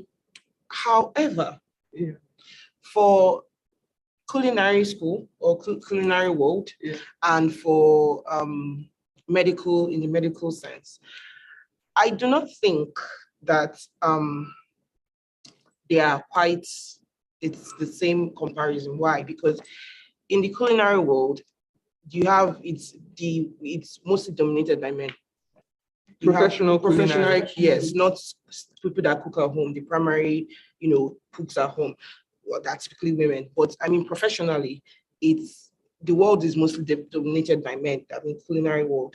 Then you have nurses too, male nurses. In fact, you would see some hospitals that would really go out of their way to ensure that they hire male nurses. Back to the issue of ensuring or having parity, gender parity in the workplace, or even because sometimes when some patients come in, they prefer a particular gender. Yeah. Right? It might not be ideal. In some situations, it might be because of religion, right? In other situations, it might just be they want a male nurse, right? So, but on the flip side, for a female pilot, I do think that, in fact, I've been on a flight once that when somebody on the same queue heard the voice of a lady, right? So, but I wouldn't after eating in a restaurant, I say, oh, who made this food? And the male chef walks, and I'm like, it was you? That has never happened. So do you understand? That has never happened. It's interesting because in the medical world, right, there is something that happens where even when they can obviously see a woman putting on a medical coat with doctor written on his They still say nurse. So there is a societal construct that women are ascribed nurses, and then males are ascribed doctors. So there is all of that, which still always brings me back. This is a societal problem, not an individual thing. But who makes up the society? It's actually the mindset. It's a mindset of the individual. So how do we, on a grand scale, begin to tilt the conversation and begin to enter or infiltrate these public spaces and change people's minds? So I think looking at it on a very simple scale and trying to reach the complexity we're working towards, most behaviors can be modified, right? So to say you want to change a society by either influencing the social elements, might not necessarily, it might not have the level of impact you want it to have. It starts with you and I, right? It starts with not letting certain jokes go by. Yeah. It starts with not letting certain behaviors be okay, I'll just look aside. It starts with not internalizing certain things, right? Once you have one person going that way and a group moving that way as well, once a certain level of social momentum is built up, the conversations would even stop happening because internally we would have started doing the right things. We would have started working towards competency and equity, and not necessarily just playing a numbers game, which is what's happening to a large extent. So there is an interesting question from the audience, and it says that, are we saying that there is or are no roles peculiar to any gender? No, that's not what we're saying. Is the question done? Should we just pick roles we want to take on based on our interests? So far, there is a mutual agreement between the concerned parties. Yes, and no. So I think it depends on what context these roles are in. So everything is contextual. Exactly. But can I have an example of? So for example, I don't expect my male partner to be the one that will carry the pregnancy. Exactly. Childbearing. Yeah, like if we decide to have kids, I mean, let's remove the surrogacy aside. Physiologically impossible. Yes, that's physiologically impossible. So I feel like physiological roles. So roles that are bound by physiology. Yes, they stay. But roles that cannot even be supported by logic. For example, I have a male partner, and he comes home first before me. And then I meet him at home and he tells me, oh, I haven't had dinner. Cool. So what do I do in that situation? I'm expected to just take off my work outfit and enter the kitchen. And this is someone that's been waiting for me for over hours. So those are the roles that are not supported by any logic. So are there any roles within the workplace that could possibly, maybe perhaps, be gender specific? I think it depends on the industry and the history of that industry. Not necessarily. So the workplace is a very ambiguous term, right? What you would find being done in a law firm, or if I'm being done in a, let's say, a high-tech startup would be different, right? Yeah. I think the roots of the question, I'm not trying to put words in the mind of the audience, but the root of it is, are there certain working functions that are more ideal for male or females? And I think it's structured that way because I sense an undertone of physiological inclination towards that, right? But if you're looking at it from the modern definition of a workplace, where it's a lot more mental energy than actual physical exertion, I think it's less about whether it's a man or a woman doing that role and more about how competent is that individual. And it's more about how can this person scale as they go higher in the workplace, Okay, another question, and I'm going to throw that to this side of the room. Do you think the constant friction between men and women, both at home and in the workplace, is due to the change in dynamics comes from men seeing women as masculine, or men seeing themselves as becoming feminine? Are men seeing themselves as more feminine? Are you seeing? You're wearing pink. No. The color does not. The color is not gender. Of course, I think that could be a factor, right? Because things that the genders hold dear, are becoming gray, and that creates a sort of displacement. Gender itself. People are feeling displaced, Loss of identity, right? But when we think about it, right, I mean, men have the highest suicide rates worldwide, increasingly so, right? And at some point, men have to let themselves be vulnerable. And a lot of research has shown that one of the contributing factors to the increasing suicide rate of men is that they are being overworked, laden with so much expectation. The pedestal. The pedestal. And that would break anybody down. So when men start to understand that fallibility is not the same as femininity, like that you're not performing, or that you're not perfect, or in the work context, you're not out there being efficient. That is not equal to being feminine. That's even an insult. That is an insult, because if you feel like the women are dominating the workplace or the families, and you feel like that makes you feminine, that means you're saying that being a woman performance is tantamount to failure. That's not true. So maybe can we separate femininity and masculinity from performance? Why do they even exist? Roles, right? Can we remove that from it? Because it makes, when you do that, men are more able to be vulnerable, so that when they feel like they are underperforming or being dominated, in quotes, right, they don't start to see themselves as feminine, because that is the problem. Might I speak on that? So I applaud the fact that I'm in quite elevated company, where we're thinking about these topics from our own little pedestal as well, right? But I feel that in the wider society, it's not the case. Like when you not even bringing in capability or performance now, growing up, you would do certain things, and your aunt or your grandmom or even your mom would be like, "No, don't do that. It's for girls." You go out to do certain things. A female friend will be like, "Guys, stop that."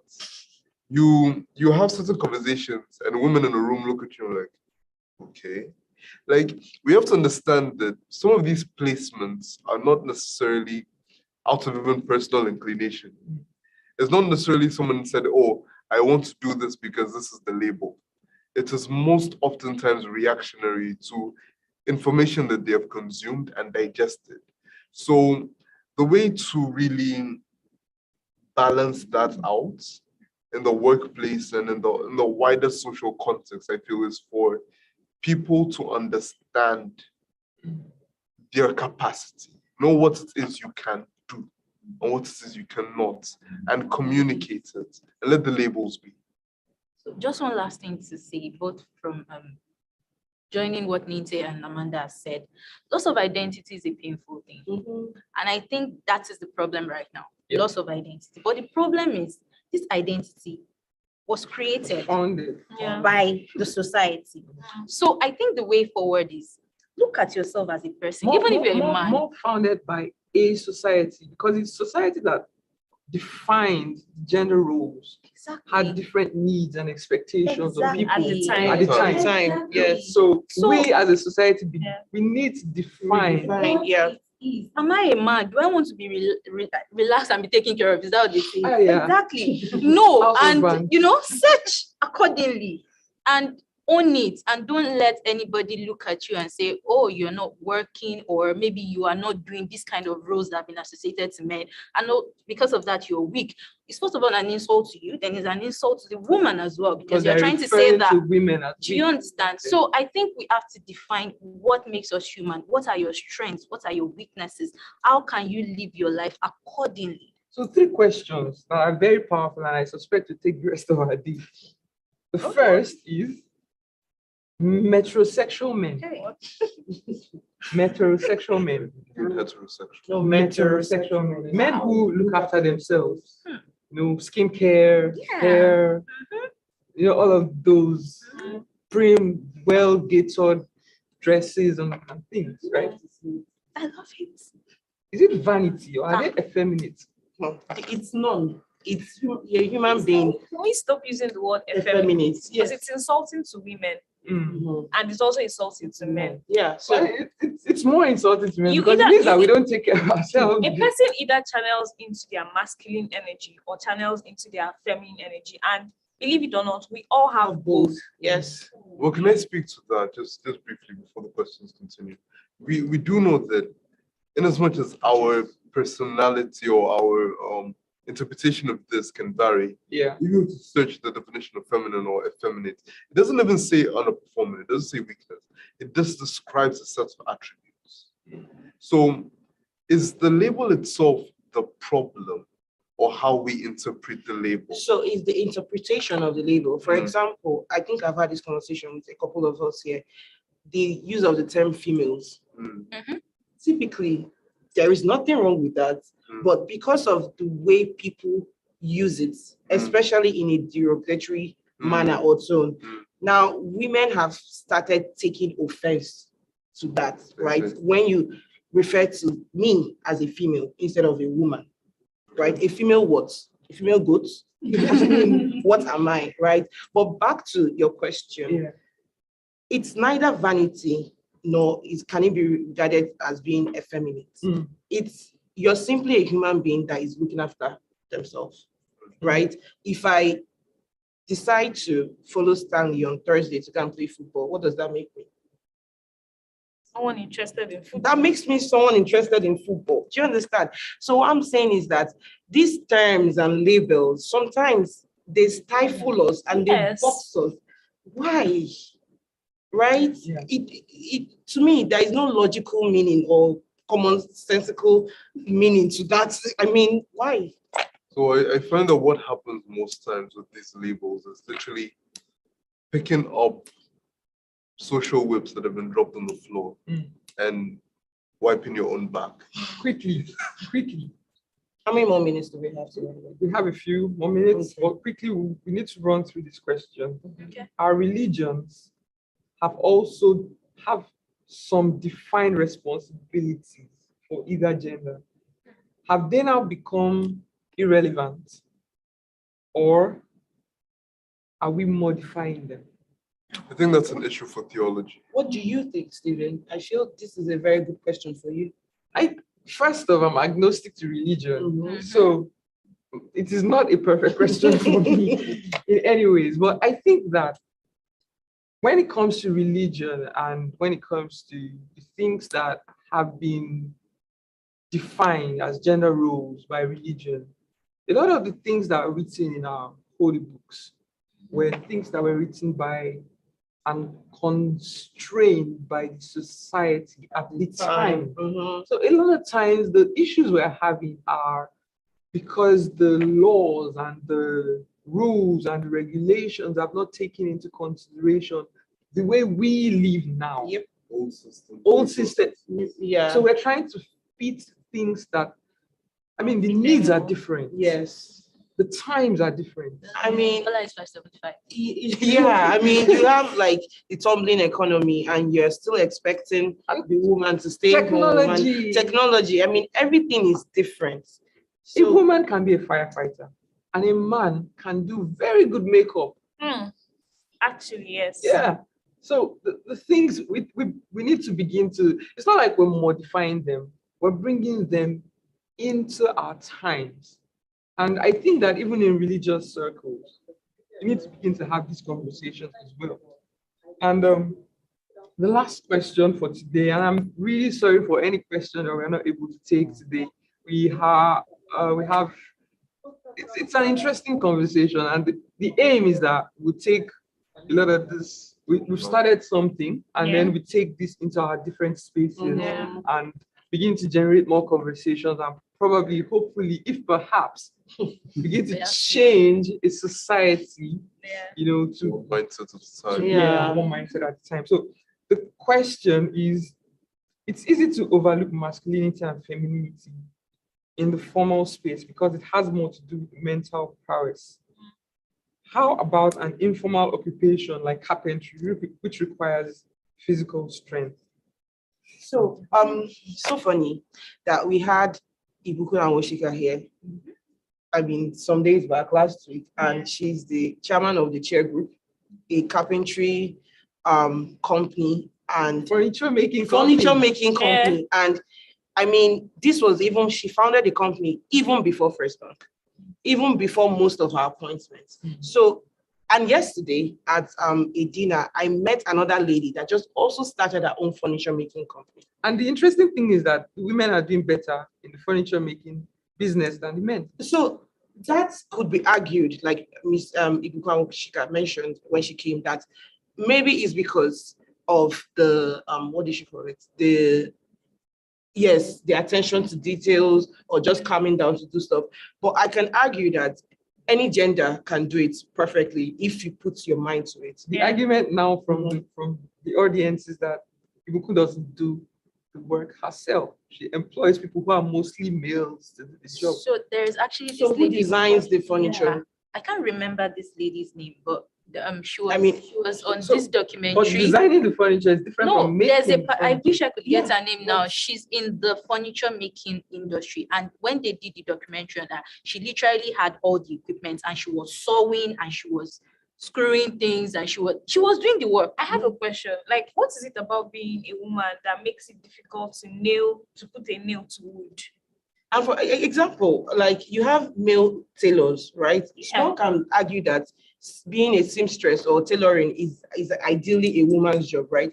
But I'm sure you have like your male designer and the person that makes all your stuff. Are you sure he's the one that makes them?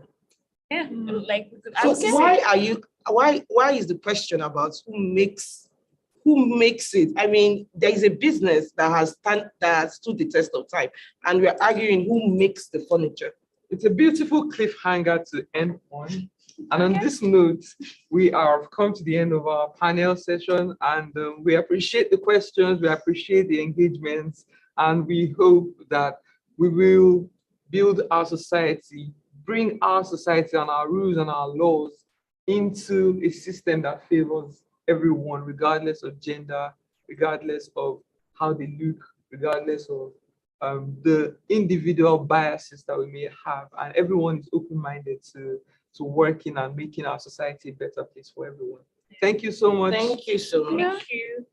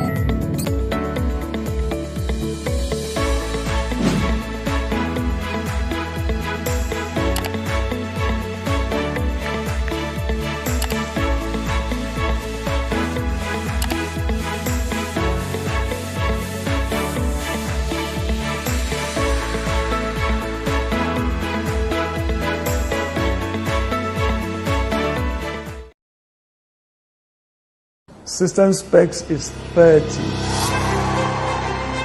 30 years of innovation and impact. 30 years of empowering businesses, governments, owners, and managers to improve their HR processes with our first fully indigenous, cost-effective intuitive and innovative payroll and human resource solution, Human Manager. 30 years of enhancing the accounting practices of organizations. We have transformed payments, funds collections, and finance management processes end to end with Remita. We have simplified payments and collections for users across diverse customer segments, from the informal MSME to the most sophisticated corporates and governments. We now have the added privilege of supporting intra-African trade and so much more. Surely we've come a long way, but we have just begun. We will continue to raise the bar and translate Africa's technology dream into reality.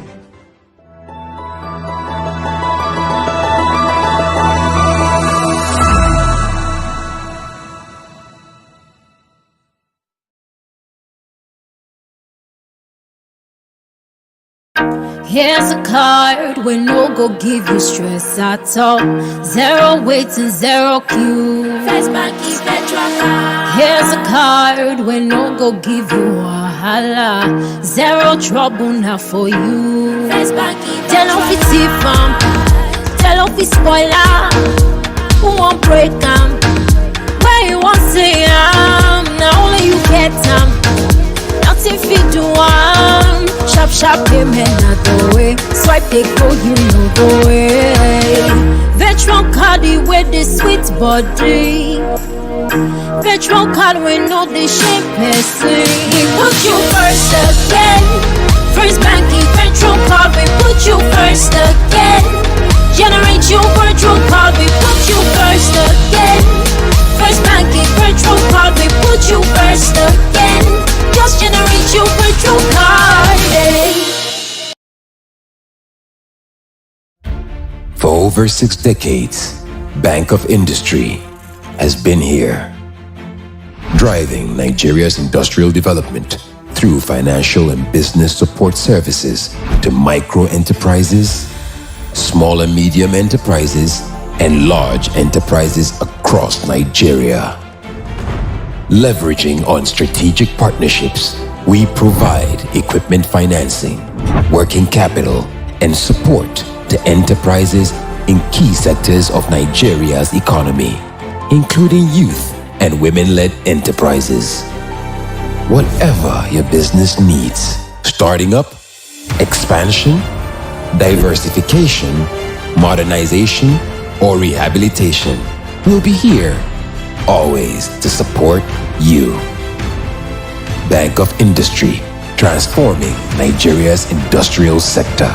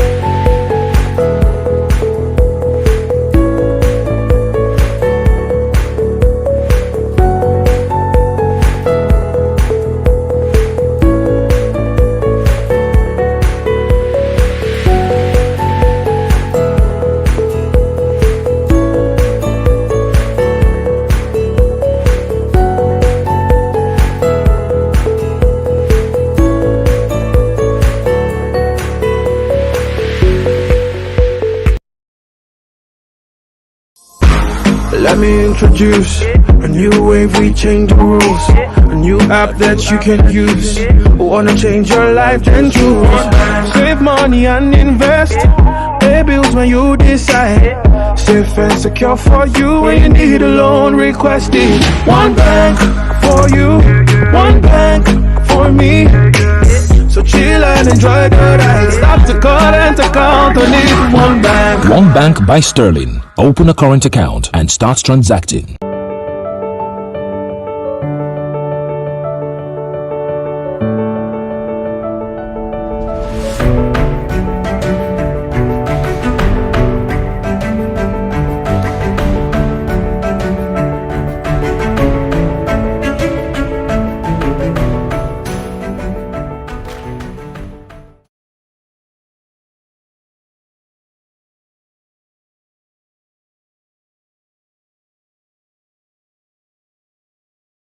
The boy is the father of the man.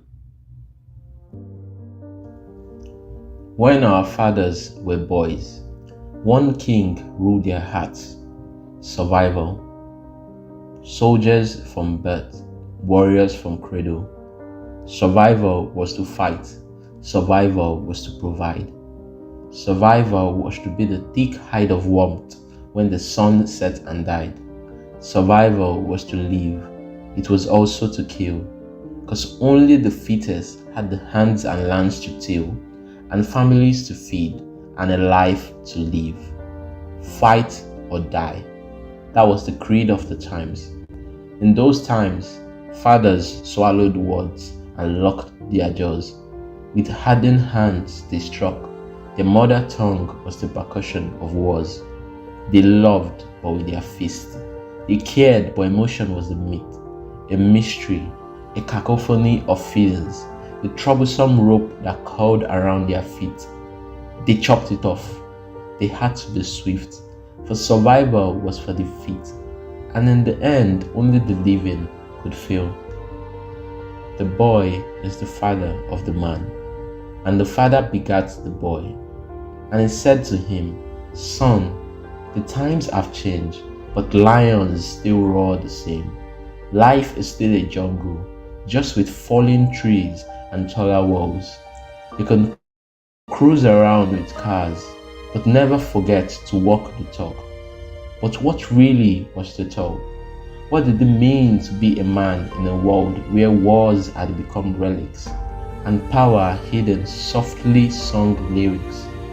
What really is the talk where survival was by brains, not brawn? Where the squeak of a mouse could deafen the lion's roar? Where might gave you no right? Where keypads won the battle, and pens greater than swords triumphed in fight? The boy is the father of the man, and today's father is asking, what really is the talk when she keeps talking back? Two heads cannot coexist. Father said that as a fact. When father said jump, mother asked how far. These kitchen keepers and their shrill voices, these baby breeders and their constant demands. They want all the rights, but can they pay the price? They keep shouting equality, but is it really equal when the fact remains that even if the world does have new walls, I carry its weight unasked. I still have to lead the pack. I still have to be out protecting in the dark. And when wars start, I'm the one told to stay back. They say it's okay to cry, but when my wife lost a baby, all I got was pats on my back. You have to be a pillar. You have to be a man. A man. No tears, no sniffles, only courage, only strength. Is a man even human? The boy is the father of the man. What will I tell my boy when his voice starts to crack? How will he navigate these new waters of gentler and deadlier waves? How does he relate with his sisters, these new equals that have come to take their place? How do I tell him, though they don't grow muscles like him, he should never be mistaken for the weaker vessel? I could never do what his mother did in the labor room. I could lift kilograms in the gym, but could never envision being torn apart to give life and snap back like it was a walk in the park. The boy is the father of the man. My father gave me wisdom that now feels like a crime. Masculinity of those times now is not worth a dime. When father was a boy, that which he gave me now was a gold mine. But if my son will ever be a man today, he has to trash that. The world is constantly turning, and so is the meaning of what it means to be a man. Even while tendrils of the past remain, the present is ever changing, the future ever hiding, the human race ever evolving. And while you are yet a man, it's time to learn that mere survival has been dethroned. Humanity has been crowned king. In your respect for humans, you have to know that like everyone, you are broken. Courage, strength, integrity, and all the blessings of being human remain true. But it is also inherent in you to falter, to be weak, to be scared, to wail sometimes and wish you were dead. You have to learn that your strength is a privilege, and with privilege is a responsibility. The boy is the father of the man. All my father had to teach was what made a man in his time. But his time is past, and so will be mine. There is only little I can give to help forge your path in this coming life.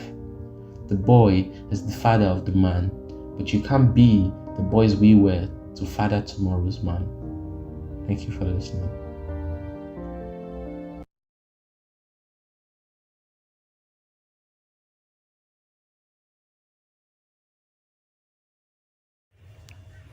Good afternoon, ladies and gentlemen, and welcome to the second panel session of the Boys to Men Foundation Conference on the New World Order and COVID-19 as catalyst for the paradigm shift. What are the drivers for changing gender dynamics? What role has COVID-19 played in promoting this shift? This panel discussion flows from the first one.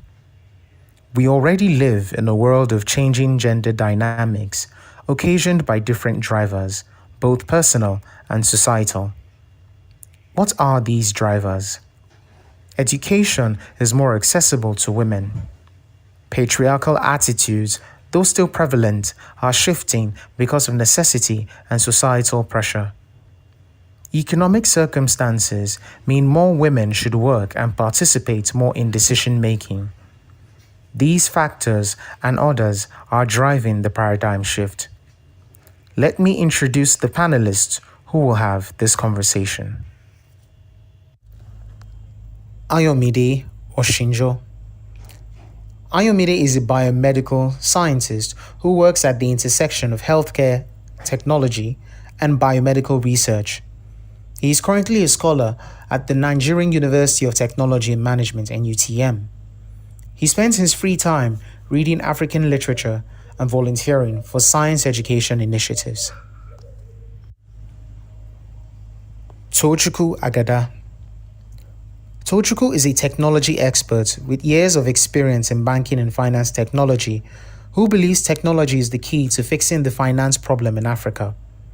Tochukwu has been involved in building core banking software infrastructure for the biggest Nigerian banks like UBA, FCMB, and First Bank. Tochukwu has a background in economics and has worked as a technology consultant with CWG PLC before moving into technology entrepreneurship. Currently, as a scholar with the Nigerian University of Technology and Management (NUTM), Tochukwu is using technology to reduce the problem of access to medicines. Tochukwu spends most of his free time on FIFA 22 or chatting with his girlfriend. Daniel Odediran. Daniel is a program management professional who is interested in accelerating technology to solve African problems. He designed alumni engagement programs and strategies for over 600 startups at CC Hub. He founded Vita in 2020, an e-learning marketplace for entrepreneurs and creatives to monetize their skills and knowledge by selling courses online. His company was chosen as one of the top 10 startups in the Union X Innovation Challenge in 2021. Daniel raised over 2 million naira to design and pilot Press Pro, a solution that combats post-harvest tomato loss through purees. As a regional ambassador for Thoughts for Food, he oversaw multinational teams working on poverty and agricultural projects. Ofon Emmanuel. Ofon is the founder of FemLead Africa, an organization that connects women to opportunities in leadership, entrepreneurship, and technology. She was the program director for the Girl Rising Project, a gender development program that was hosted in 3 states and focused on skill acquisition and human capacity development for females in urban and undeserved communities. She has recorded over 2,000 social impact stories and received awards such as the Superwoman Under 30 Awards and the LOH Awards for Gender Advocacy. Ofon is the author of 20s and More, a book written to inspire young people by providing practical insights on how to make the most of their youth and live intentionally. And the moderator for this session is Aliyah Tawasimi. Aliyah is a self-taught visual and textile artist who combines her interest in the arts, business, and sustainability into a creative career. She founded the Lancaster University Business Society, which is still active today. She is a culture creator and the first Lost in Abuja representative. Aliyah is one of the founding members of Creative Culture, an edutainment firm where she works as a strategist and cultural producer. She has organized over 50 cultural events and collaborated with over 100 artists from across the country.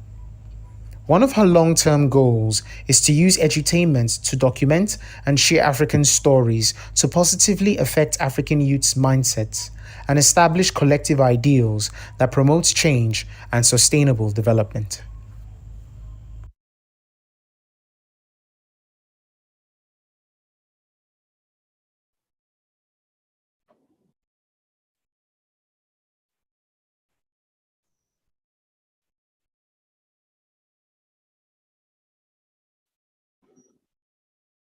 Okay, welcome to the second panel of the Boys to Men Conference. As you know, my name is Aliyah Tawasimi, and I'm here with my wonderful panelists. So the topic was introduced as the New World Order and COVID-19 as catalysts for the paradigm shift. We know that the world is changing. It's constantly changing, and whatever was the status quo, especially post-COVID, has changed. There is no such thing as normal anymore. And a lot of things, this new normal has taken the whole world by storm, from how men and women relate with each other and with themselves to identities and social constructs that we once believed were very true. Now, I invite my panelists to have a very robust conversation around COVID-19, the paradigm shift, and whatever it is that we're trying to actually achieve or accomplish with these new changes. Starting with Tochukwu Agada, I would like to know, what are your thoughts on the New World Order? And yeah, let's start. Well, when I first got the topic, the New World Order and COVID-19 as a catalyst for the paradigm shift, the first thing that came to my mind was, if we're talking of a New World Order, then there had to be an order before now. We should have had an old world order per se for us to be talking of a new world order. Excuse me. Yes, first of all, what's characterized the new world order? Technology is one. The way people go to work has changed. Yes, the way we communicate, the way we talk, the way we even buy and purchase food has changed. Before now, you have to touch and feel your food physically before you buy it. Now, all you need is an image of it. Your food is delivered. What characterized the old world order was the lack of technology. Yes, in ancient history, there's something we know about the Victorian era. If you know, it was a queen in England. Yes, she pushed this idea to people to travel around the world, to a subject in England before, because it was during her era, during the Victorian era, that England took over the world and became a global world power everywhere, taking over. And they pushed that ideal to the whole world of the woman has to be in the kitchen, has to be at home, has to be in the house and not go. Even if the woman is going out, she has to go to a secluded place where other women would meet, and they don't go the same places men go. And that idea has shaped the world over time. And I think that's what we are discussing. That's what we're talking about. And that's what should change right now, talking about the new world order, about how we do things today, because technology has changed. Yes, people can go out and the roles of men and women has to change as that goes. Thank you. Thank you very much for starting off on a very interesting note. I mean, you've taken us through the history of the world order and how it is today. Daniel, do you have something to add to this? So for me, I would say dynamics or gender dynamics have changed. I will not look at it from like his point of view. I'll look at it from we as Africans, or what we have been able to notice in terms of generations, and I'll look at it directly from my parents' generation down to now, we would see that usually what you would expect would be the man going out to work, and the woman will basically stay at home, very similar to what he has said. But what has changed is as a result of technology, social media, industrialization, right? So you would not have women just wanting to stay at home anymore. Women are becoming very much educated right now. They are being involved in every part of society, right? Women are basically challenging the status quo. And so what you see is that generation-wise, the gender dynamics are beginning to change. You would have had a man being preferred to go to the front of work, be at the front of work, make money, come back home to his beautiful wife who makes food for the children. But now you see that women being educated has allowed them to work in these other industries. So you have women working in different places. And that means that men who would be certain ways at home cannot be those ways alone anymore. Women are not sharing those responsibilities. Women are going outside to make money. So you have men having women share out of their responsibilities. And so that would bring the question, what now happens when we have women sharing out of those responsibilities? Yeah. Thank you. Ayomide. I think I would like to go with Daniel's line of thought that the world is changing and then gender dynamics is also changing. We have a new world order and it's affecting the way we see society. And I'd really just like to bring like a recent example of what happened on social media, story on social media. A woman woke up one morning on her way to work.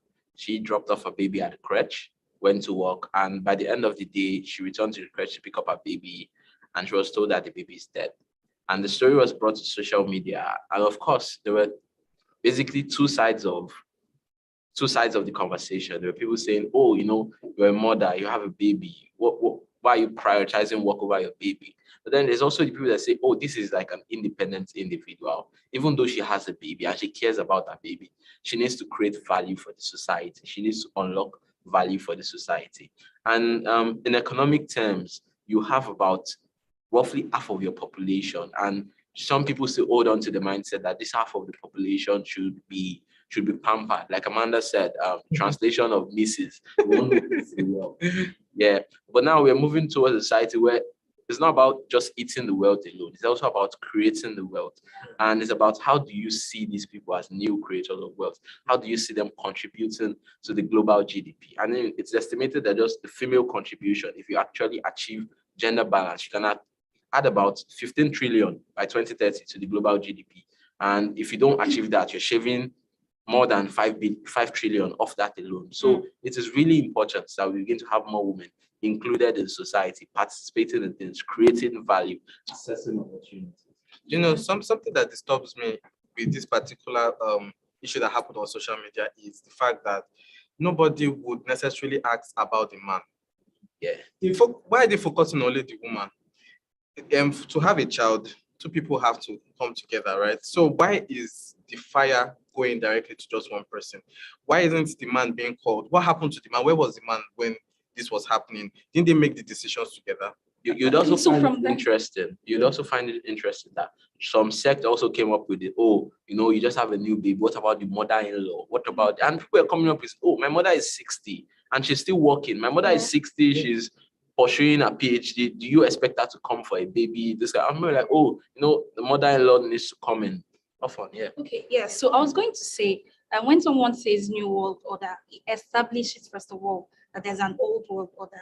So what is this old world order? So for me, very personal experience. I have 4 brothers and several cousins living with, with us while I was growing up. And so what was the order then? Everything had to fall on the female child to do everything. I was the youngest, but I had to tend to all my older brothers. So that was the old world order. That my mother keeps, at this age, after over 2 decades, my mother keeps reminding me of, oh, you have to do this, your husband, is that how you're going to behave around your husband?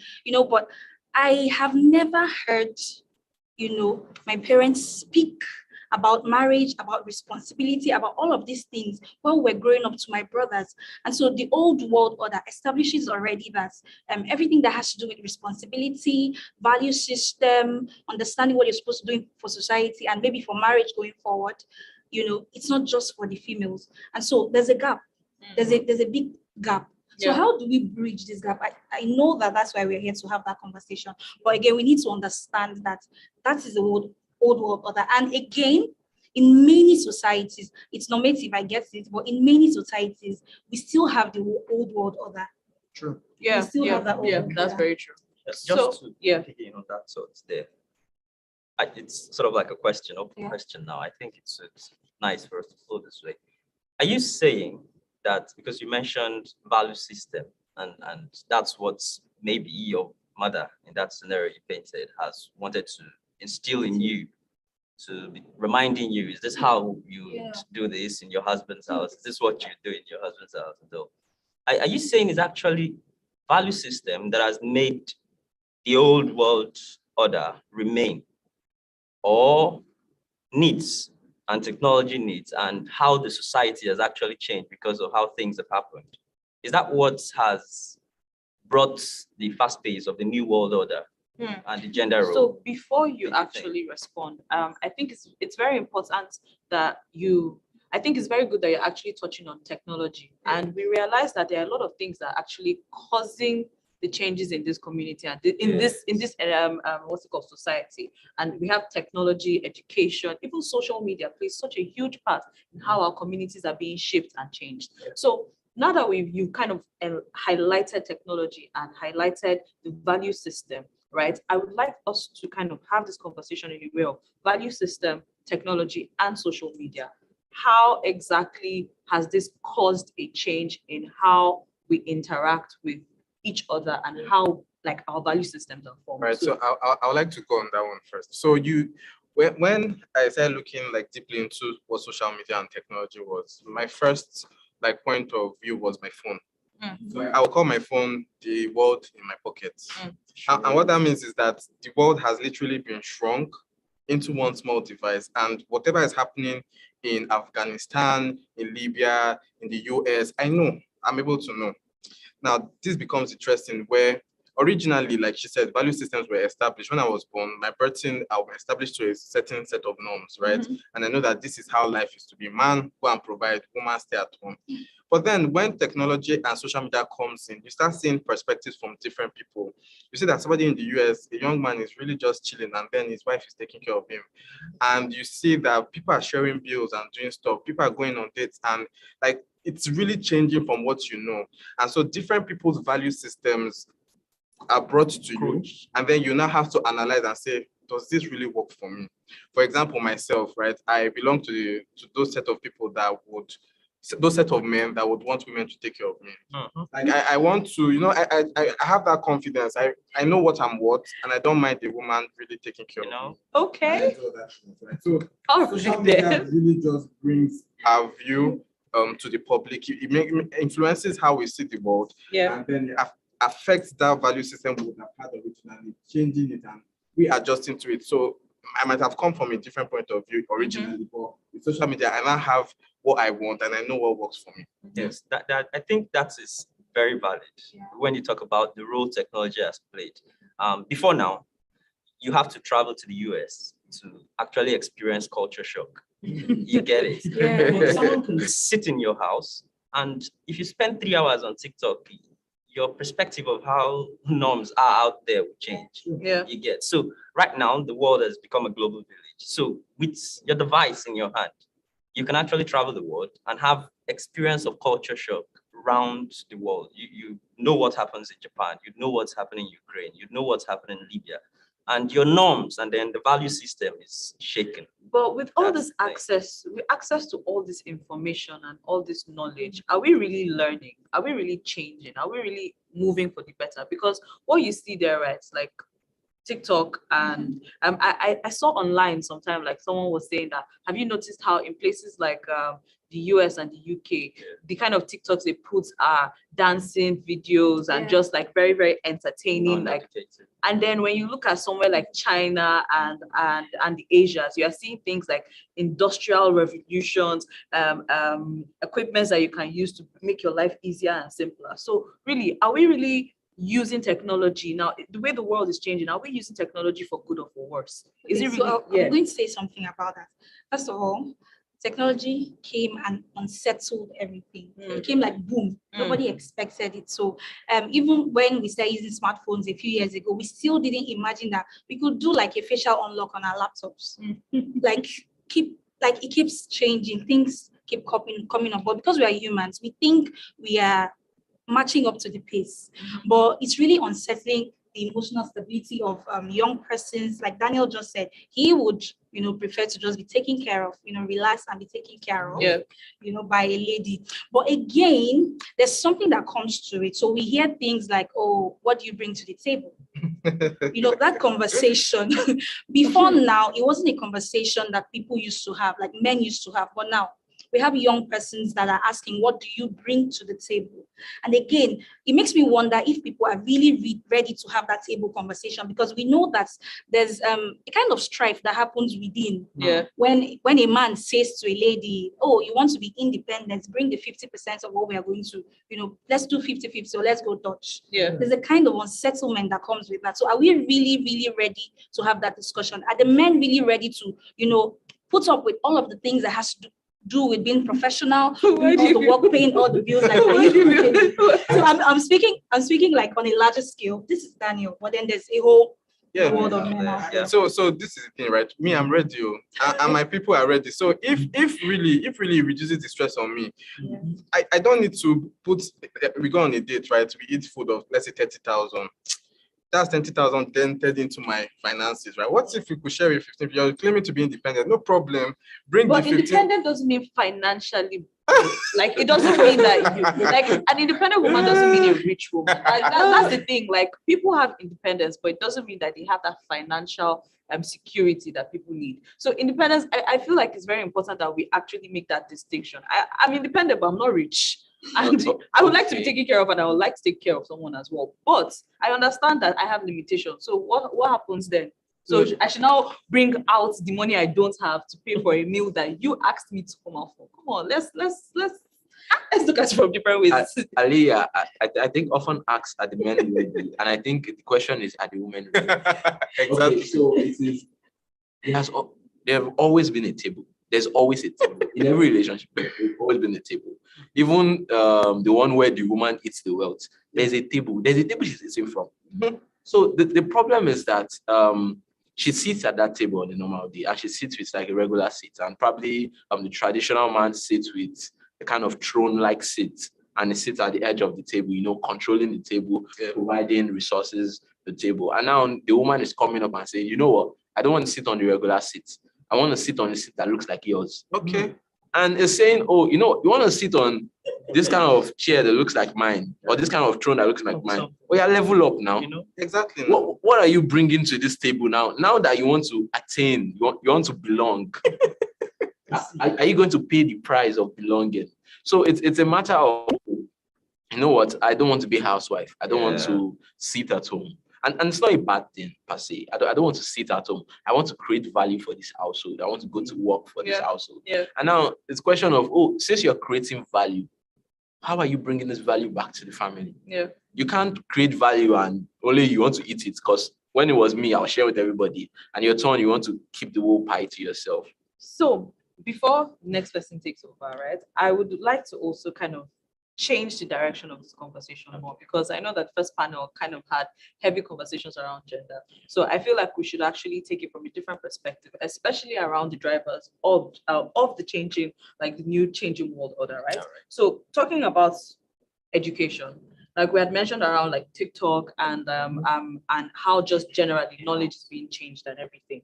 So like, what does it mean? What does education do? Like, does it open your mind to the possibilities and like the things that you desire? Like, how has education being here, in fact, how has it like changed your perspective in life and the things that you want to actually aspire for? Like in that way, the changing new world order. So I'm going to attach social media education together and technology, bring everything all together. Yeah. So what you see is that women had, with social media and technology, women now have the ability to dream. So they see women in other parts of the world or generally around the world doing very well. And the next thing you want to do is, I want to be like this woman. I can say, who do you want to be like? Who do you want? You have that woman you want to be like. What about you? Let's leave it here. What about you? Wow. Which is the part where I talked about the gap. So how many men actually had their fathers tell them, do this because of the future that you will have with this family, with these people, do this, you have to do this. This is the thing that you should do. So that mentoring, a lot of men miss it. So even when education comes through, even when technology, everything, you will still see those biases, those, snide remarks that are there when it has to do with dealing with men and women. So let a man become a PhD holder. Let him, if he's traditional, if he still has those, those little things in his mind that has been taught to him by society, it doesn't just change. Yes, education. Like Daniel was almost trying to point out, it's not just formal education. Yes, we get educated everywhere. What you learn is education. How you learn is education. Talking about that table, that imaginary table that we have, because it's actually that table eventually, the position you want to sit on that table eventually, that will determine the kind of education you get. Why your mom had at some point been telling you, is this how you're going to waste your husband's property? Is this how you're going to do this stuff when you get to your husband's house? It's because she wants you to get a good seat at the table. That table in the future. What table? So I'm going to define the table for you. So it's that table in the future, that we all ask ourselves, what are you bringing to this table? It's that what will determine the kind of education they want you. So if your parents want you to be the throne seat owner of the table, the kind of education they'll give you would be different from the person they want to sit on a kitchen stool, a long kitchen stool table within the table. You get? So that's what I'm not. Forgive me, I'm blatant like this. So, but that's the idea we're picking up. For ladies over time, and it turns around again to how education what role it has even played in changing our narrative, shifting us away from the normal gender narratives that we've had. Before now, if you have a daughter, all you wanted your daughter to do is to aspire to be married. I'm talking 1950s and all, like few people. But today, if I have a daughter, she's as good as the guy. If she's good at physics, she's going to NASA for me. If she's good at this, she's going to write software. You get, that's the thing. So I'm going to give her the same education because I want her also to build her own table. So invite whoever. My next question is now going to be in this regard for you and your meeting. Now, do you think, like, with this current new desires that are being instilled into women, and like we said, I want us to talk about the men here. We keep trying to bring the women's perspective, and you're not a woman, so you can't really bring a woman's perspective. So I know you can only assume, yes, which is why, like, I want you to give me your own core ideologies, right? Especially about the pay gaps. Now, I know, Ayomide, you are very, very pro equality or equity rather. And I know that when you talk about seeing things from a perspective of equality, as but men and women should be given the equal opportunities, right? But looking at now how, like, education, how has it played a part in also pushing women to desire, equal pay, equal rights, equal situations? Like, what is that to you? So I think that on the female side, I lean towards often stance, by the way. So on the female side, there's a value system at home. There is guidance at home. You're taught to be creative. You're taught to be resourceful at home. You're saying, oh, you know what? You need to cook for your husband. You need to learn how to wash clothes. You need to learn how to do this. And this same woman, they get into the education space. By the way, a lot of women are doing better than men now in education. And they get into the education space, they do so well, and they get into the workspace and they still face these biases. And they face these biases all the time from educated men. I think that the problem is also the lack of the value system at home for men. So men traditionally at home, you're not really taught to to really take on those value of resourcefulness, Yeah. those creativity. No, it's primarily you are a man. You have to provide for a family. And it's the provider mindset. You're just told provide. You're not taught how to be resourceful on your own, how to consider other people, how to negotiate. Those really, really key things, those things that are important. And for these men, it's like when the women come into their spaces in the office, they are like, I'm a provider. Who is this one that is coming to, just try to, who exactly is this person? There's no sense of, this is a being also. This is another person. This one equal standing with you. Yeah. You're like, I'm a provider. I'm top of the pyramid. So this person, even if you're in the same position, even if you're both directors in the company, I'm a provider. So why are you challenging this? Why are you challenging me? Why are you doing it? Why do you want to earn the same money that I do? Are you paying school fees too? Are you paying a bill? Are you paying for the vacations? It's basically that. It's basically around that. I'd like to give like a story behind, like just to support that, right? So when I was in secondary school, out of 10 people, top 10 people, you'll find that 7 of them are ladies and 3 were men or guys. And that was because the gender dynamics started happening a long time ago, and it has really influenced even young women as at now. So you find more young ladies doing better than men would do in classes right now, and you just find 1 or 2 or 3 guys. What is pushing that guys could be, what would be pushing those guys would be, let's say they have dreams they want to chase, right? But generally, what you'll find out for young men right now is the fact that they really want to make money fast. At the end of the day, the reason why we're going to work is to make money. True that. Let's purpose and not fine, coach. You have purpose, but then money drives society. Money drives power. Money drives recognition. And so men will typically do anything to make money really fast. And so if education, as we see, might not be helping us make that money fast. Exactly, school has come, right? Supposedly, right? I don't believe so, but supposedly. Then why don't we find other means to make money? And so you see men not caring about school anymore. They don't want to. The ladies can compete. People, do your thing, good job. Or we were going to find other means, and that's why you see us going to Yahoo, going to become fraudulent, doing taking other stances to make money. And so that is why you see that disparity. And what happens at the end of the day is that mindset is wrong, especially for men. Because the shortcut is never the best route to become successful in life. So in the next 10 years, you find that women who were steady in those endeavors make that money. They become at the top, they rule. And that's why society is tending towards that particular direction. And this is where that gender dynamics thing really occurs, because if you have a lot of men going the other route, then what happens when in the next 20 years, women are leading? And so the roles or value systems that they felt they had originally are lost. Because the women are making times 3, times 5 of what they're supposed to be making. And so who really is a man at the end of the day? So before we go deep, because there's a point you just raised about money right now, and I will actually invite you, the audience watching, please feel free to send us your questions so that we can actually start answering them and incorporating them into the discussion. But you mentioned something about money, and I find it like the economic, the way economy is changing as well, right? For the masses, it's crazy that money is becoming on top of the value system that we have. And then so many other things that defines us and our society is starting to blur around. So you start to realize that, does this man have money? If he has money, then he means that he's a great man. If he doesn't have money, he can stay on the side. Even women as well. And it's crazy. Like, I don't think women who have money are looked at the same way men who have money are looked at.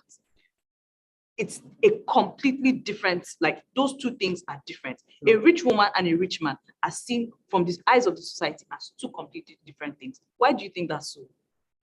So to a large extent, even the men that ask women to bring something to the table seem not to be very ready to let the woman sort of rule alongside with him.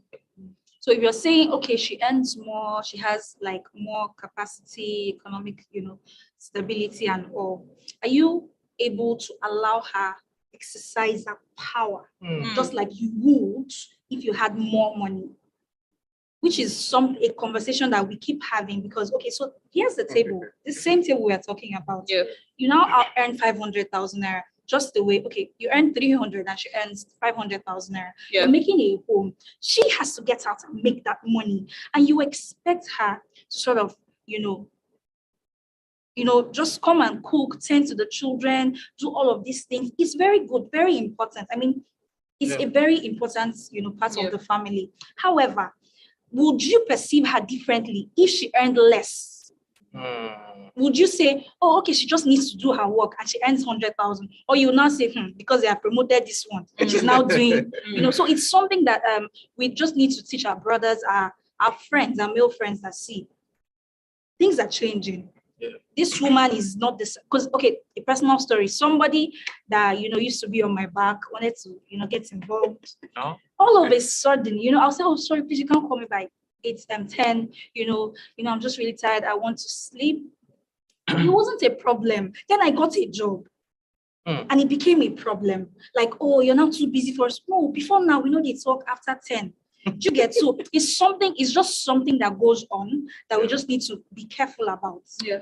Let me give a personal story. So I have many stories around this. That's why this particular thing is very important to me. I know I've been sounding like, oh, I won't be able to take away. I do want that. That's like wishful thinking, right? But in the real sense, what happens is that I would want to contribute equally as my wife would. Well, there are some things that basically I would take on the full responsibility, but I would still want some form of support. And to survive in this modern day, support is needed from both parties. Now, I once dated a person, right? And things started changing. We were trying to build this out together, and we're going at it all together. We're in it together. But she had to leave to chase her own dreams and just move forward in life. Yeah. My setup was not working fine. I was diving deep into depression. She was going up. She got a scholarship. She came out tops, got a job the day she finished, and something snapped. I started feeling somehow. I became, instead of expressing my sadness or expressing my sadness about my situation, I turned it to anger. And I started being aggressive. I became physical. And that was because I asked him, this is somebody that I was providing for. Like, I would necessarily give money, send money, whenever. But now it's reversing and she's having more money. Then what am I to be doing? Right? I cannot, and I feel somehow begging asking for money. So that particular situation changed my life right now, because it made me realize that although I'm seeing like, I'm seeming like, I want to be pro, whatever I call it, in the real sense, there's a particular system that has been put in my head and I'm victim to that system. How do I snap out of it? And something interesting, because I was speaking to an elder woman, and what she said was that particular situation had to happen because in the next 20 years, what if, God forbid, I find myself in that same similar position, we're locked in marriage, right? I can't go out. She's doing better than I'm doing. I'm left at home. What happens next? Am I going to beat her? Am I going to be aggressive? Why do I have to see it as a competition rather than a collaboration? So for that, right, my next question is actually for you. So now he mentioned something that actually raised a very important point. It shows that women and men, right, now in the economy, in the society we're in, there is more need for both men and women to earn. You cannot afford as a woman to say that you are not earning, you are going to sit down in your house for your husband to take care of you. Yeah, it will work. But then with the way the world is changing, and then this also brings us to the second part of our topic, COVID-19, and how COVID-19 played a part in changing, in pushing all these changes really fast. Exactly, catalyzing it. So now that we have a situation where men and women are trying to earn, right? What are the implications for this? Like, men and women need to earn for the changes to happen in our society. So, funny enough, I have a degree in economics. Even though I've spent most of my graduate life doing something in technology and writing software. You see, there is an idea in economics called the bullionist economists. Bullionist. When you hear the word bullion, you think money, gold. And the bullionist idea is this, that in fact, it's a simple statement: money rules the world. If you have more money, you're more powerful. Unfortunately, I'm an Igbo man again. And evil people have these ideology. Maybe they don't express it in words, but the way they operate their lives, you will know that, okay, the person with the more coins is actually the one in charge. Yes. And I think it goes up to, even though many other people would not admit it, yes, it goes like that, that money rules the world, just like we mentioned. And if you've indoctrinated someone, if you imbibed into the person over time as a kid, a young boy, that money rules the world, and he spends his time going to school and he sees that his elder ones that are going to school are not actually getting the money, and he wants to rule the world, and you've told him, you have to be in charge, you have to be the man, and he's not doing it that way. He would go into fraud, just like Daniel has mentioned. But today, we still have that idea, it's still valid that money rules the world. But even if you go the legitimate way and make money, I'm telling you, you won't even make enough money to survive. As one person in the present day Nigeria. So in fact, it's a suicide for you to want to be the sole provider in a family in Nigeria today. So it's best in the industry I work. Yes, maybe it's more male dominated, but ladies are earning as good as guys, and they're doing the same thing. Because no one is lifting heavy machinery. The heaviest machine is your mind. The heaviest machine you're lifting is your big laptop. So if you're a lady and you can carry it to your table and sit down and hit the metal. And you write your code and gives you the money. So I stand on the idea that yes, more females should earn as more guys. Yes, COVID would do a lot of things, it has, will I use the word, distorted the way these things are happening. Because over time, yes, man could go out. The way the lady earns might not be the corporate employment. She would not aspire to go to the highest level. They're just sprinkles of ladies that took to the highest positions 50, 60 years ago. I'm talking Nigeria now. But today, for every 3, you see at least a lady in top management position, or even starting up, having startups and running them.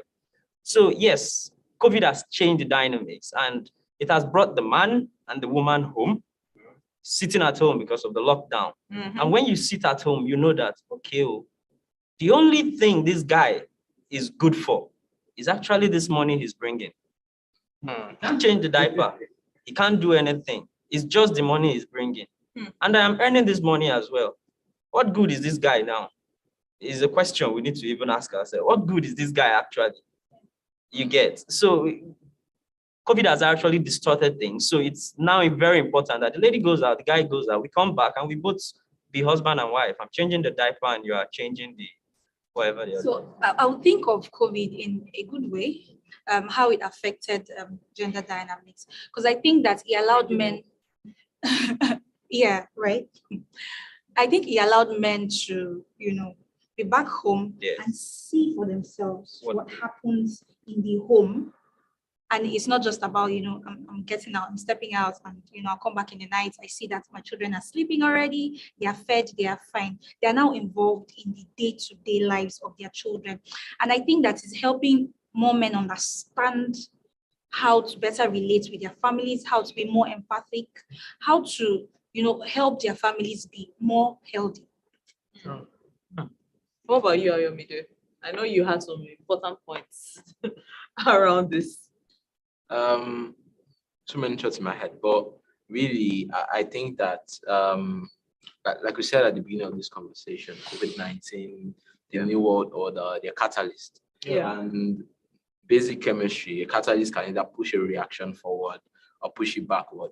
And in a way, I think that COVID has exposed the loopholes, that really showed us these are the problematic areas. But then if we don't take advantage of these areas, I think that COVID is going to erase some of the progress we've had in terms of gender equality.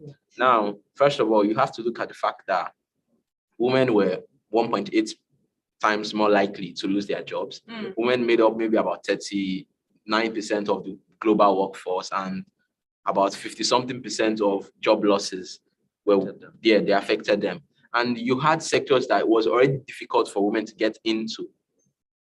And now this time, they've lost their job. So they have to go through that entire journey of breaking that bias again, fighting, the cabals and really most like male-dominated cabals to really get back into those spaces. And I also think that there's also a lot of unpaid work going on. So it's the idea that men work more, so they have more money.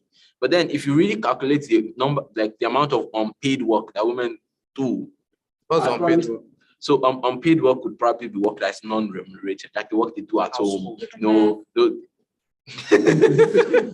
I mean, basically washing plates, taking care of the children. I mean, their professions created for this. Their nannies, they don't.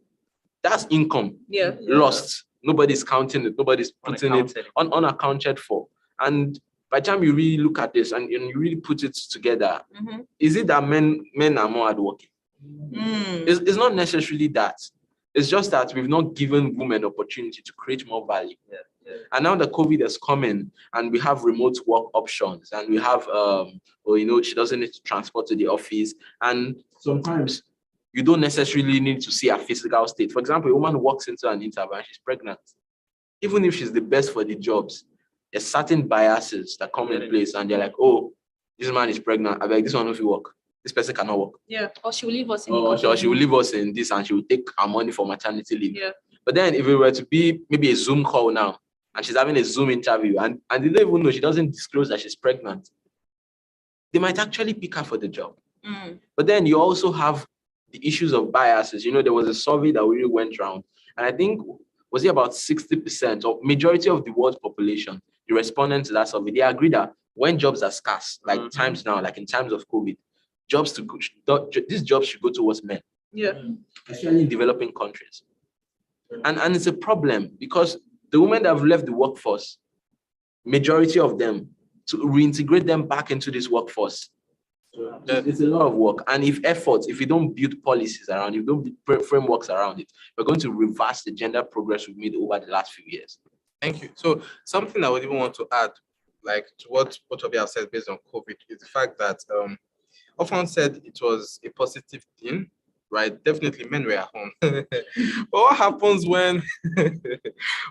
when those men necessarily did not see what the women were doing? What happens when men are blind to the work their wives do? And you could have a man just sitting down there, crossing his leg on what happens when they get violent? Yeah. So first of all, women who were naturally working, whether it was from the informal or formal sector, professional side, they are all locked with men. And imagine they are locked with irresponsible, abusive men.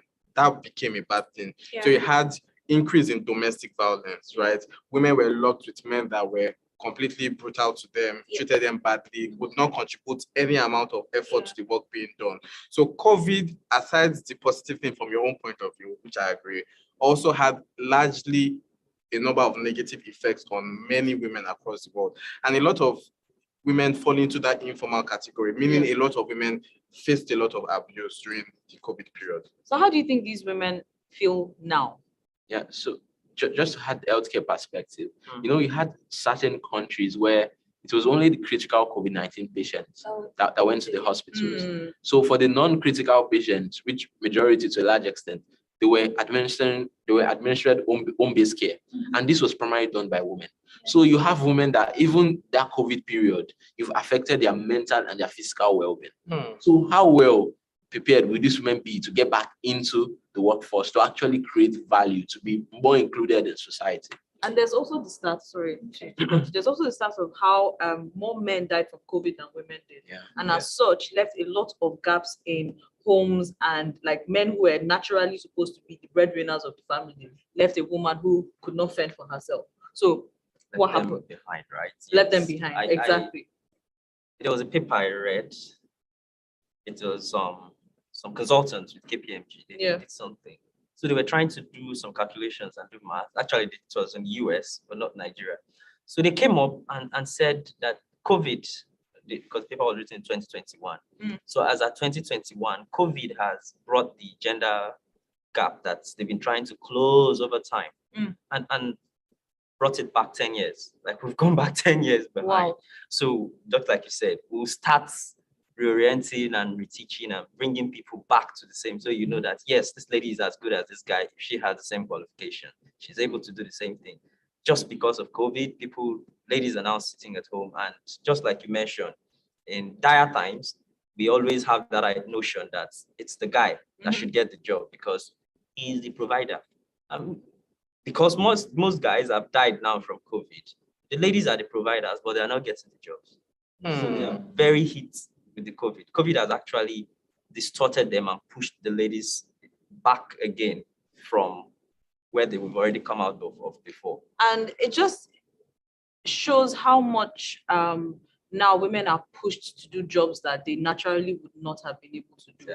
For instance, like first of all, being paid minimum wage, below minimum wage, and then having to even start businesses for yourself that you are not even sure where you're getting the money from or even how it's going to go. But often you had something to say about that. So I think we need to highlight the fact that this COVID thing humbled a lot of men. So a lot of men left that thing that they felt was their essence, which is provision, providing. Yeah. They felt that was their essence. That was what they were supposed to be doing, and correct, because of norms of the society. That is true. However, it humbled a lot of men. It brought them back to their homes, and for some, it ended up in violence because they are not able to handle their emotions. There's just a lot of turbulence in their hearts as to what they should be doing, right? Yeah. And again, on the flip side, for the women, a lot of things that they would naturally, like you said, they didn't want to do these things because they see now that this man cannot provide again. It pushes them. So that's the catalyst yourself. It pushes them to want to do more. If they were doing just a small business, they're now going online, which is one thing that COVID brought. Everybody realized the essence of online. Everybody took their businesses online and they began to earn more. These men that felt as if stepping out and bringing in the money was the cocoa, they began to realize that, okay, I can now partner with my wife, at least the ones that are forward thinking, not the ones that resort to, violence. They can now, they are now saying that I can partner with my wife to achieve this thing, which is, one thing that COVID did for us. So, as we wait for the questions, thank you guys so much. But you have to just to add on that, you'd also notice that during the lockdown there was this predominance of this local hand soaps, this face masks that came up, and you'd see a lot of time behind those entrepreneurial endeavors is women. It's women coming up with cloth face masks, this kind of trying to basically create value now that the so-called providers are back at home and there's no money. Something interesting about COVID in terms of domestic violence. I wish we could talk about rape, right? Now, rape is a very interesting topic, and let's try to not go outside the scope and tie it to this same changing new world order. Yes, because it is actually tied. Now, I started making some researches and I saw that the fact that rape is tied directly to men feeling superior to women. Why? And the next thing is the expression of power. So the act of rape is an expression of power, and as a result of men feeling superior to women. If you go back to secondary schools, many secondary schools now, there's an increase in the prevalence of rape. And that is because young boys see girls doing better than them, and then they now want to rape them because they simply feel like these men are supposed to be under me. I need to express my power on them, which is very bad. And then it's also done in the house. So when you had men and women locked together, even husbands and wives, rape could still happen, right? And so because men want to still show that, let's say the woman was a provider, men would want to show that I am still the boss of this place. Going against her will to have sex, they would rape that woman. That was a very, very bad thing that COVID did. And just to speak to that, I think it feeds into the thing that Johan often spoke about earlier, the concept of the provider mindset again. So it is really about and like you said, you were at school, girls were doing way better, guys were just like, oh, you know what, I'm just told to hustle, to make money. And at the end of the day, they make this money and they're confused. They're like, oh, I've made a lot of money, I have money now. So what next? And they approach women, and some they can't handle rejections now because they've been taught that make money, and money is the ticket to dominating this woman, running the society. And you have money now, and you're approaching ladies, and they're like, oh, you know what? You're not emotionally intelligent. You're not romantic. You don't understand how to speak. You basically don't have good social skills. And it's basically putting this together. And I think it's always a shock to them because the value system is lacking. Yeah. Nobody teaches you, this is when to keep quiet.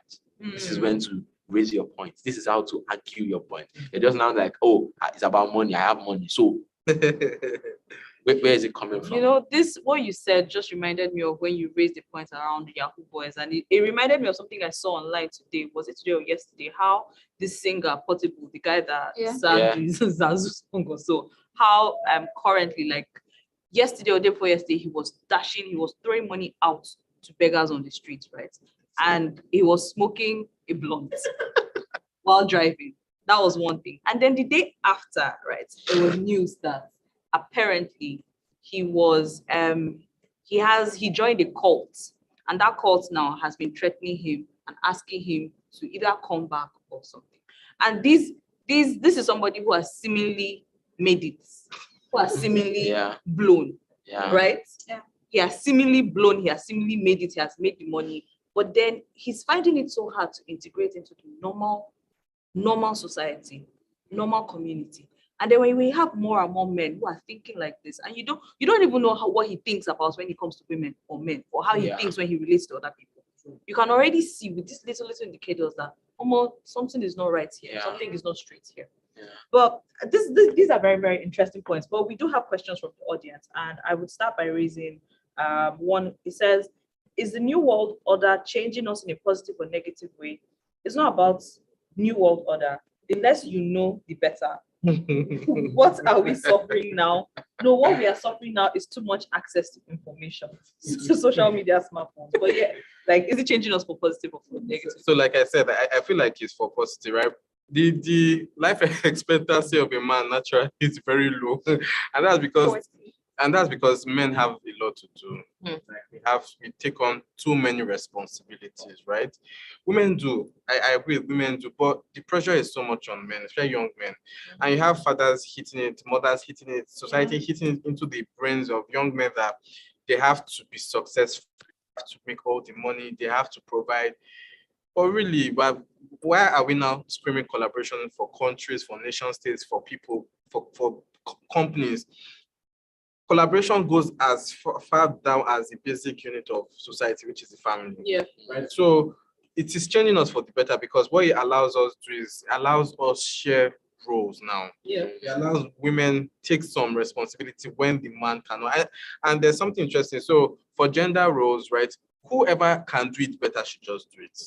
If it comes to pay, if you can pay it, please pay. Does not necessarily need to pay the man. So are you going to suffer because he cannot pay? If both of you could enjoy that whole process, and because you're able to pay for it, then that's interesting. Like, I believe the changing dynamics, the New World Order is reducing the stress on men. Yeah. And giving more power to women to voice out things. So it's just a balance. The pressure on men is lessened. The voice to women is increased. That's how I see it. Ayomide mentioned it. Yeah. He said it's a catalyst. True. And Catholic works both ways. Positive, negative. It could make you react better, or even slow your reaction. Yeah. And I think it's the same way with the New World Order. It's being a catalyst, or even COVID. It's both ways. It's good and it's bad. It's good, just like you mentioned. Yes, it's made us more seen the problem. It's made us come home, like often as patients. It's made us seen, okay, this is how valuable this man actually is. And it's bad also in the sense that it's reduced the gaps that we've closed over time for bringing the ladies up to par. So now, right, now that this gap has been, widened again, what do we think would now be important? Because we can't use the same strategies we used before to close the gap. It's not going to work again, so to say, because now it has to be modified to be able to suit the new technologies, the new medias, and just the new forms of communicating. So what are the things that we can do to be able to, close this gap in little ways individually first, before we even talk about like our environment or I think a lot more work has to be done. And this time we really need to do this work with more intensity. Yeah. It's not just about gathering women together and giving them, call it empowerment and giving them bag of rice. And it doesn't work. And again, I think we need to take it, we need to learn from the mistakes we've made before. It needs to be broader. Yeah. Now you might have fixed the gender norms in your relationship, and you're on a date, and the lady gives her ATM card to the waiter and say, "Oh, this is for the bill." But you have situations where the lady gives the ATM card, but the waiter is still asking the man, savings or current. I've experienced that. Yeah. Who gave you the card? So you need to. There's a lot more to do. Like it goes beyond just you. You have to now take it actively to your community. And it brings me to social media. I speak to my guys a lot. I have like a close circle of guys. And often, a lot of times I talk and I say, "Oh, guy, this what you're doing, it doesn't work this way." And I think people have to take on that personal responsibility. Apart from educating yourself, you have to begin to educate the people around you. You have to be able to, you have to take up that burden and say, next time, like you correct the waiter immediately, bro. Who gave you the card? This is the person that is paying for this. And it goes back, your social circles, your friends, you see them make moves, you see them make comments. You know, there's some comments that people make absent-mindedly. They just make them randomly. And you have to bring them back and say, this thing you said, you know, I think recently I had someone give a compliment, you know, said beauty and brains. And I reminded him that, bro, this is your comment that you made. It's somehow, it's not like, and I know that the intention was to praise. It was to praise. It was to really like say, oh, this person is really good. This person is really. But you have to really understand context. You have to understand nuance. You have to understand where we are coming from. Yeah. Are you saying that, oh, you know, beauty exists without brains? Are you saying that, oh, normally brains exist without beauty? So this is the person that combines this virtue together. So you really need to pay attention to that. Really take that burden, correct people. There has to be like what I'll piggyback off what you're saying. The thing about I'm really, really big on capacity building. Yeah. So big on it. I mean, I don't believe in going around sharing sanitary pads. I don't believe in sharing wrappers. I believe in sitting people down and telling them, teaching them, changing their mindset about things.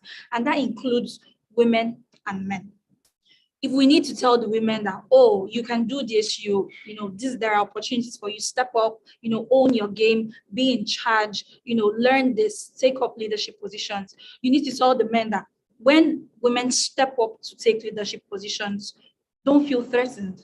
So it's capacity building for both sides. Yeah. So in what phase of life should we do this? Now, I immediately mentioned nip it in the bud. Immediately you get this information. Like the barman, you get the card. The barman is an adult. You get. If you correct him at that point, you're correcting just him at that point. It's one person.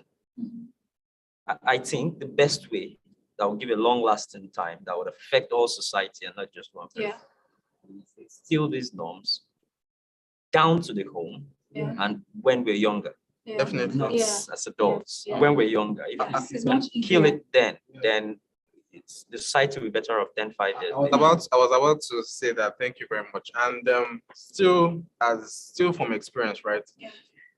I still cannot relate to men who don't know how to do chores. I cannot relate with it. You cannot sweep, you cannot clean. Yeah. And this is why I cannot relate. It's because of how I grew up.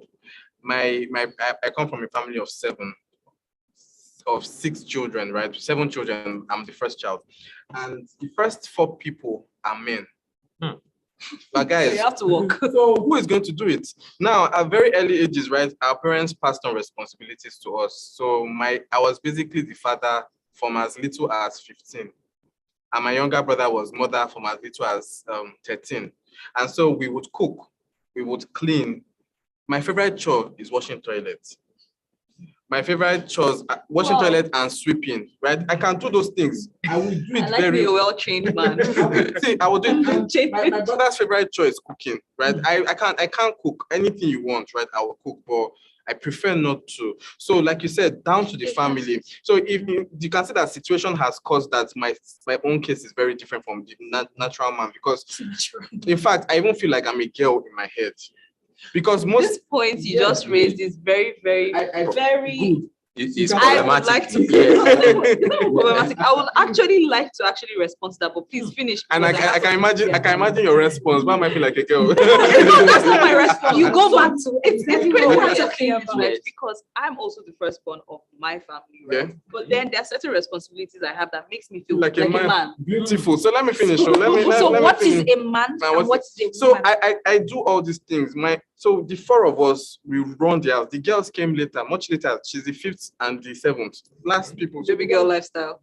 Basically. And so we protect, we cook, we clean. My mother cooks once in a month. She would not enter that kitchen. Why? She has male children that can do it.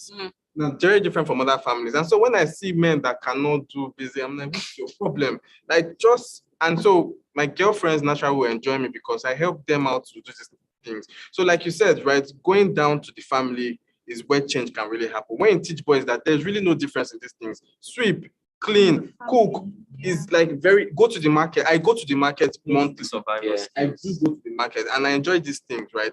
And that boils to the first panel that said that some men can cook better than women. Yeah. Some men can do some other things that women can do. Yeah, so that's where I believe change can happen. I'm going to say something about you. I like that point about starting very early and doing it at that point. If you have to snap at the waiter, if you have to correct somebody at that point. So I remember my niece's dedication.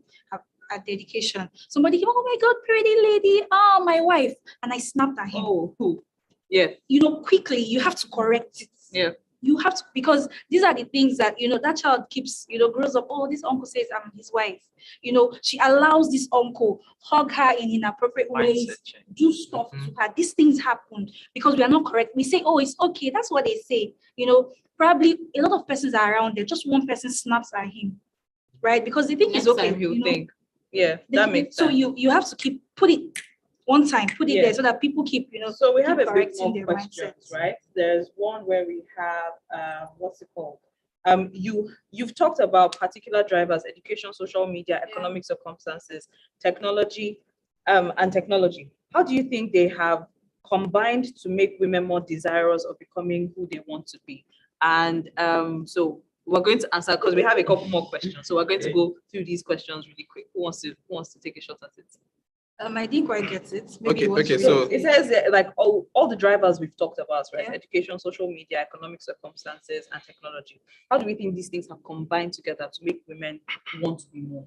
Yeah. So I'll go first.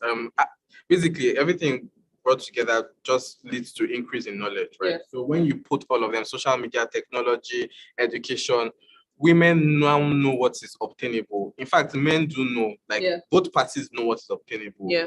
And so there is this awareness and there's this wanting to be more. At the end of the day, purpose is very important to everybody's life, right? Yeah. Women now believe, or women now realize, I will not say believe, now realize that they were born for more than just sitting in the home, more than just listening to a man. Yeah. They are born to do great things. And that pushes them to look for power, to look for the right positions, to look for influence, to look for jobs, to look for money.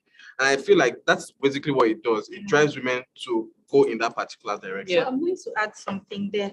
So for me, I will come from the technology aspect, and of course, education happens. Technology has made it all, in one place now. Before now, you would necessarily not have access to certain persons. So I'll use Awushika as an example. Yeah. You can simply go to YouTube and watch her videos and get her views, her mentorship, literally get mentored by her on YouTube or Instagram. You don't need to, right? Yes. So that's what has done for us. So that girl in one village, if she has a book written by this one amazing one, and something I'd like to highlight is the fact that this one lady, when she speaks, she does not alienate, she doesn't say, oh, just marriage or business. She puts it all together, leadership. So when you listen to her, you see it's not one-sided. Yeah. You see how she's able to. So technology has allowed us that, access to information, to help the woman aspire. I mean, even I will use myself as an example. I will not be here if not for technology. I wouldn't have had the knowledge and the experiences that I have if I was not exposed early to technology and the things that it brings. So information and just generally people speaking around from across the world. Like I've been to, like who mentioned I've been to Europe by reading a book. I've been to, like, just those things have been able to, technology has actually been able to make someone like me just gain more information. But we have another question as well. It says interesting discussion, especially balancing out the physical dominance versus the emotional dominance. Issue is it really reaching everyone who needs to get the message? I think I've seen this question, bro, but yeah, do you think what we're talking about right now is reaching the right people? Yeah, I think it's reaching. So Tochiko said something earlier, just speaking to the waiter. That's just one person. But imagine us doing it at scale. Yeah. Imagine just 100,000 guys just coming together saying, every day I would speak to someone about gender norms. Yeah. Imagine the impact of that over a year. Yeah. Imagine the impact of that at scale. Yeah. And now Daniel also mentioned something about the family. And I think the family is just a small subset. And in fact, you notice that children spend more time outside home. So you need to think about schools, think about churches. I've had situations where there's a criteria given, the best on this test becomes the class captain. Yeah. Then a girl becomes, a female person wins that, or she earns the best, she scores the best in that test. And at the end of the day, you are a girl, you can't be class captain, be assistant. Crazy. Let this guy be class. It happens in schools. It happens in schools. Yeah. And you need people correcting this. You need to tell your children from home. So when they hear it, they confront the teacher. I tell the teacher, no, my mom did not train that. My dad did not. And it's these things. And the teacher begins to learn. They come home, they tell you these things. You walk up back to that school. You tell the teacher that this is what you are doing. This is what you are doing that is wrong. Yeah. This is how you have to approach it. Yeah, and I think it's even very important for us because eventually some of us are going to be parents in the future, right? Yeah. And it's very important that we are aware of this information very early so that we can learn how to actually checkmate when these things or these things don't pass down to the next generation. Yeah. Because if not, we're just going to keep repeating the same mistakes over and over again. But we have another question here as well. It says, speak about nature. If we change the environment and our culture, is there anything about the new order that is incongruent with our inclinations, male and female? Okay. Well, I want us to get it clear. Culture and nature, they're two different things. They're not the same thing. They're two different things. If we change our environment, I don't understand how we want to change the environment. Or maybe we're talking climate change here. Yeah. If climate change, climate to change, or are we talking the social environment? Yeah, the social environment. Yes, social environment. So social environment, the environment and our culture, or maybe the ecological environment as well. Okay. So basically, let's take everything together versus nature, like how you were born. How we were born. If things change, if things change, how is it going to affect the social, the new order? Is there anything about the new order that is, I guess, wait, hold on. I think I will go back to what I had said about the man feeling like his essence is in providing. That's his normal, right? So now that there's an unsettlement, it affects the whole. That's why some men tend towards violence. Identity. So identity problems. So it's basically asking like if there's an incompatibility between like the new world order and like who we are as individuals, so our typical man, like our human nature. I think that's the perspective the question is coming from. Simple answer. Yeah. Yes. Long answer. Let me give you the long one now. There's actually rounding up soon anyway. Okay. There's actually a congruence. There's where we meet together. There's a nexus. The new world order, we are the one living in the world. Yeah. We are the one forming the world order. Yeah. What basically is the new world order? It's just an integration of different cultures, society cultures of different people coming together, and then we're finding an average of these cultures around. Yes, this is obtainable in the US. Gay rights is free and everybody. Yeah, but in Abuja, in Aso Rock, there's no gay rights. You get it. In Saudi Arabia, you cover your head to this extent because of this. In England, you go free and everything. Yes, but these are extremes. But if we come together, we have one average where everybody comes together. So, okay, this is acceptable in a 2022 Earth. Unlike a 1970 or 1921 Earth where everybody was around. So that is what the new world order is, or the world order. So that average, yes, it's if we change society, it actually changes. So just to stop off what he said. So I think that it's true that there's a disconnect between the new world order and the nature. And you see, Daniel gave a very brilliant example where he spoke about the emotions, about the ex, really doing well, and he was just, like basically trying to catch up and everything. But you see the thing, the difference between Daniel and maybe some other person is self-awareness. And what education has done for him is self-awareness, is that he understands that, okay, fine, this thing, there's a conflict with my nature, but I'm actually aware of it. That's the difference. And basically, what are the steps I can take to actually change that? And that's basically, and that's basically the beginning of true change. That's the beginning of, that's education. I like that. I really like that. Can I come from a different point of view? Yeah, but we have 4 minutes, so I would like to take this last question and then we can round up. So maybe this is something. No, this is it. So let's just take this next question first though. What roles do you think that the increasing responsibilities women have act as a driver to changing their attitude and behavior? A huge role. I mean, a huge role. That's basically what I'm talking about. If this woman, what used to be her role before was just come, get married, cook, give birth to children, now she has to work and is earning the same thing her husband is earning or way more, or just enough to compete. Of course, it would change a lot of things. Her attitude towards things, the way she executes, she's now precise. She's now, she's now organizational in thinking. She's now corporate. A lot of things has changed. So it would take a forward-thinking man to say, okay, these are the things, these are the realities. It doesn't mean I'm less. She's just now more involved in certain things that has to do with providing, just as I have been providing. So what do we do? Partnership is not war. Something you mentioned, I just want to hit on that word, corporates. There's actually a different touch to how corporate women, professional women handle things than non-professional women that are not working in corporate employment.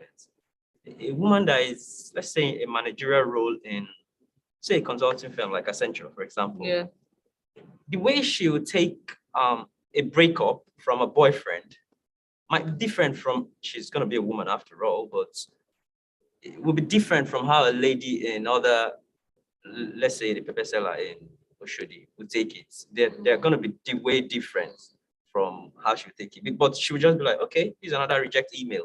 Let's move forward. They are precise, they are ready to go. And those are the kind of what we're breeding for the new world order in gender narratives. People that would be men in quotes and move forward. So I wanted to add, right, because I found that initial very first, the question before this interesting, which has to do with nature. I mean, I want to come from physical nature, how a man is built versus how a woman is built. There's that saying that men are from Mars, women are from. So men are naturally built to be stronger. They're naturally built to lift the heavy things. That is fine. So an example would be when I was in my relationship, right? We would split the job. For example, I know that she cannot carry Jen to the mechanic to repair. I can. And there was one time she was fighting me and saying that, you will not cook, you will not. I was like, she be me, I'm the one that is carrying the generator to repair. Do you want to carry it? And the day she tried it, she could not. And this shows that the collaboration has to be sensible at the same time. So if men and women are to collaborate, you still have to take into cognizance what a man can do and what a woman can do. And there should be no unfair. So who is better fit to do this? If it is to lift this heavy table from here to here, the man should do it. And you should not be looking at the woman and saying, that's very disrespectful. The woman. So men and women are to know their roles. Even when they want to collaborate, to be able to work efficiently. They're defined by themselves. So there's that similarity between the gender roles, new order, and also the physical nature of men and women. And they're just to be aware of it and know how they play together. So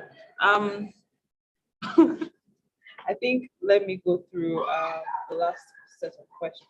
I think I might have gone through them all actually. But if anyone else, yes, it was about lockdown. So the lockdown during COVID-19 Exasperated.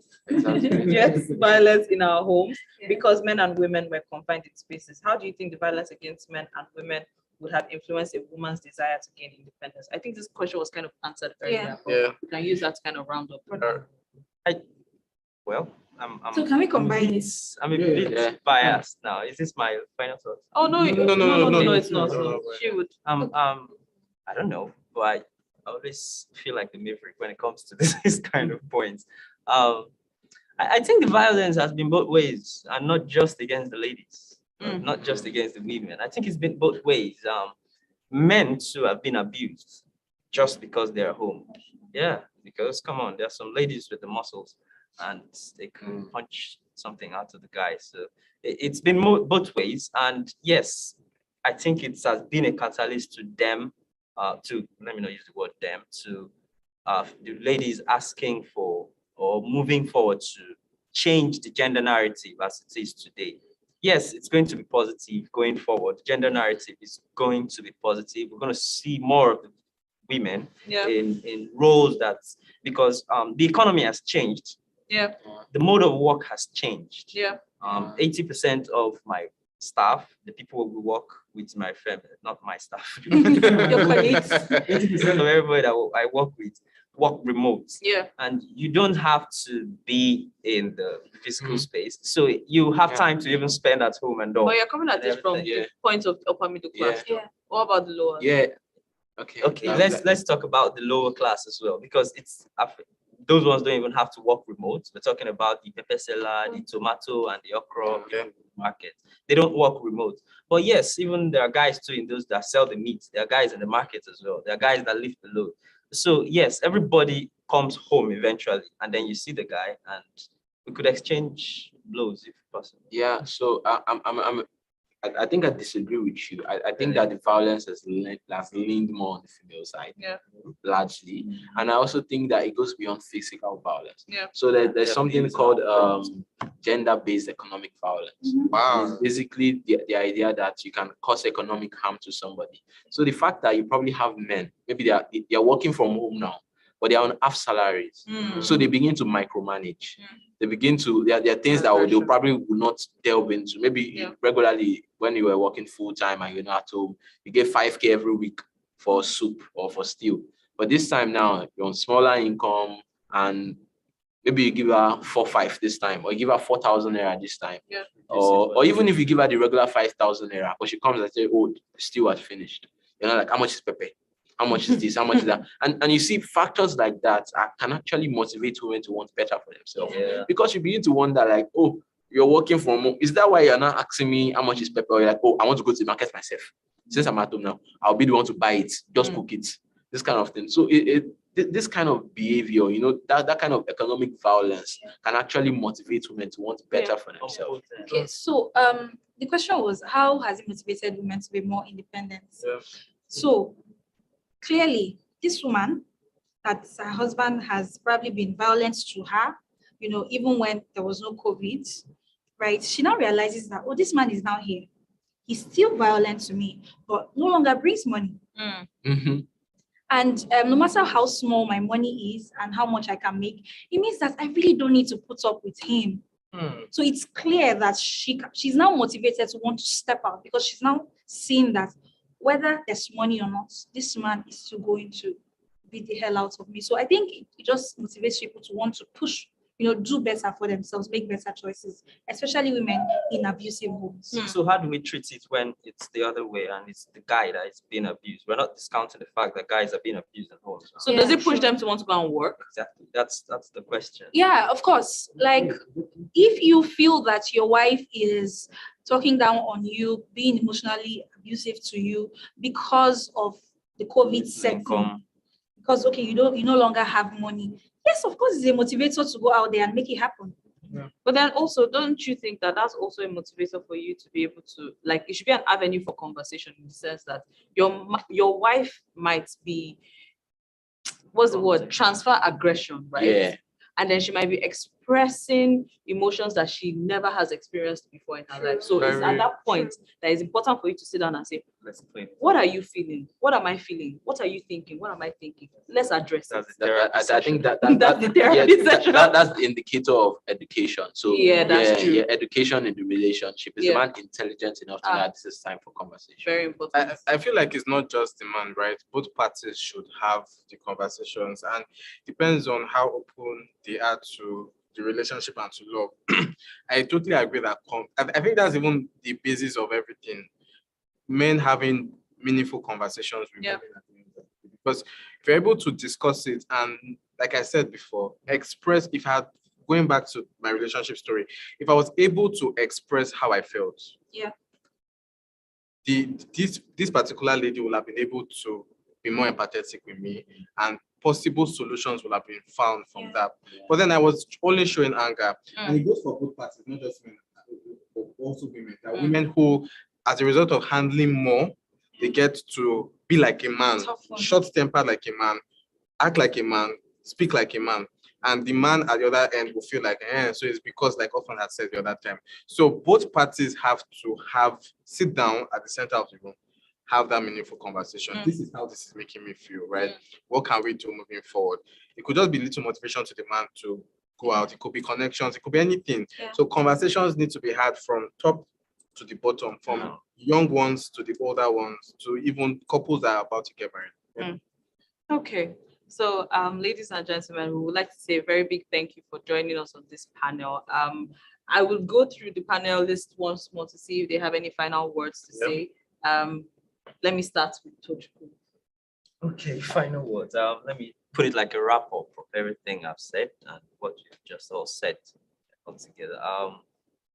COVID-19 as a catalyst, we've come to the agreement that COVID was actually a positive and at some point a negative catalyst to the gender narrative in the New World Order. Yes, we've agreed and understood what the New World Order entails as opposed to the notion of the old world order in economies of scale and even how we interact with ourselves and the place of technology in building this thing.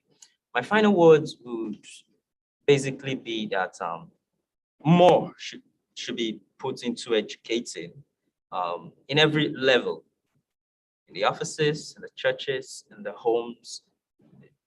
Maybe nuanced way of educating, but people should get it right. So you know, okay, she is as good as I am, just because she has the same qualification as me, not just because I want her to be. We shouldn't just employ the ladies because we want them to come in and want to feel the diversity. Your diversity quota. If she's not as good, she shouldn't be employed, is my stand. If she's better, she should be taken better than the man. So I think more conversation should be had in that realm and education as well. Yeah, so I also think like we said, New World Order, COVID-19, catalyst, paradigm shift. I think that New World Order, COVID, they might actually be a net positive. Yeah. Because they're forcing us to have conversations that we probably not have had years ago. And I think it's really critical. But just to really touch down what Tochukwu said, I think you have to be more intentional about it. So it really boils down to every time you tell people employ more women, they say, oh, you know what, should we neglect merits?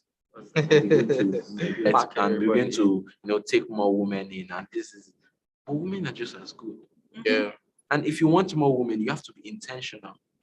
I spoke to someone recently on a conversational basis. They were like, oh, he's struggling to find, was it developers, female, is building a men's club. And I said, you know what, if you want female developers, don't go out there and say, I want developers. Say, I want female developers. Be specific about what you want. And I think that's the way the world has to go to really achieve this gender balance. Be intentional about it. Don't give token positions, token slots, token effort. If you want to achieve gender equality, you have to put that energy into it. You have to do the work. I personally love how a lot of the men on this panel seem to be talking more about what enlightening and encouraging and empowering women, and it's very, very nice and nice to see. Please, Daniel, you're going to talk last. Really? So, like you said, I come from like a different, well, not necessarily different, but a more men-focused point of view. I believe a lot of education has gone to women. Yeah. Right? Women have been trained to be perfect. Women have been trained to be home runners without even knowing that they were being trained to. Yeah. And men are neglected. Yeah. So a mindset shift is very necessary for men right now. A lot of young boys need to be taught the right things, right? They need to be taught how to hold their homes, how to make the right decisions, how to interact with the females, how to be confident, and confidence as regards to competition with ladies, right? They should not see them as competitors, right? Rather they should see them as collaborators. So this is where like a lot of focus should be placed on mindset shift for men, right? And for women, it should be the fact that they were born for more. They should keep striving, but also try to understand that these dynamics exist and they should be considerate to the men, right? We still have women who feel like men should pay all the bills, and men should handle everything. Those women still exist, right? You guys are a different breed of women. Those women exist. And so there's a lot of mental pressures that go to men. So while we are trying to advise the men to be better, we should also be empathetic towards the men and looking at their weaknesses, the struggles they go through, balancing both sides of the table and saying that men come out strongly to be able to support the women, and we have balanced society at the end of the day. Yeah. So for me, I'll wrap up with for men, right? Try to do introspection. Think about yourself. Identify those feelings, because the world is changing. It's not going to stop for you. It's not going to be the way you had known it to be. So what are those feelings? What do you feel? Can you identify them? Can you say, okay, I'm feeling this way because it looks like this woman is going to earn better? Identify them. Give it a name. You know, try to think of how to be better, because you already know it's not a bad thing for a woman to be ahead or on the same level with you. Yeah. So try to, walk around it and make sure that you are fair on yourself, on your personal growth, and you are fair on your society and the women in it. Yeah. Again, for the women, you need to understand that, yes, you're a woman, okay, probably earning more, the world is changing. You're now in that place where you see yourself as better, right? However, these men are not less. They don't become less just because you have now gotten better economic opportunities. They don't stop becoming the amazing people they used to be. And so sometimes if you feel that a man is probably not responding to your growth, your wealth, or the things that you are achieving, just maybe you should be empathic towards the essence he thought you used to have, which was providing and being in charge. Just maybe you should understand and have that communication and be as gentle while having that communication, so you don't come off as, so tough and all of that. Wow. I hope you all have been very, very entertained, and I hope that you have learned one or two things from these conversations we've had. I would like to say a very big thank you for giving us your time and attending the conference. We hope that you will be back. Please feel free to follow us on all social medias. It's the Voice to Men Foundation. And yeah, please, you can reach out to all of us to ask more questions and ask more things that you'd like to know, like to have conversations around. My name is Aliyah Tawasimi. Thank you very much for joining. Have a wonderful day. Close them.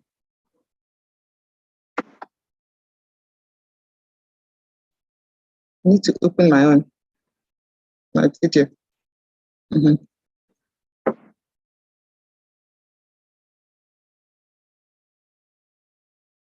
Oops.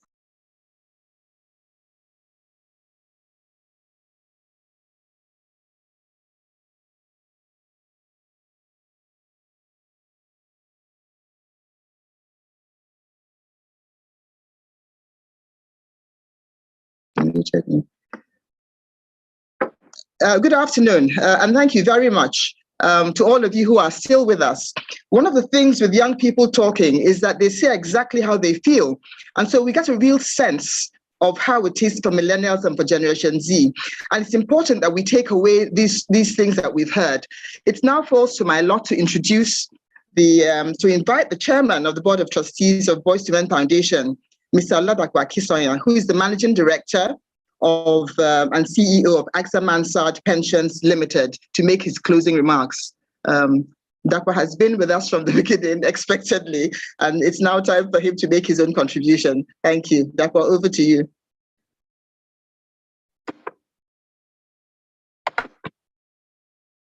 Thank you very much. This is Idigwe. Thank you, ladies and gentlemen, for spending most of your Sunday afternoon with us. The conversations have been most enriching and very interesting to listen to. And I have learned quite a great deal from the back and forth amongst the panelists. Let me, at this point, perhaps just leave the words of a very famous song with us to ponder on, and which we shall return to. And I paraphrase. There's a song called It's a Man's World by a famous singer, the late James Brown. And it goes something like, it's a man's world, but it would be nothing without a woman or a man.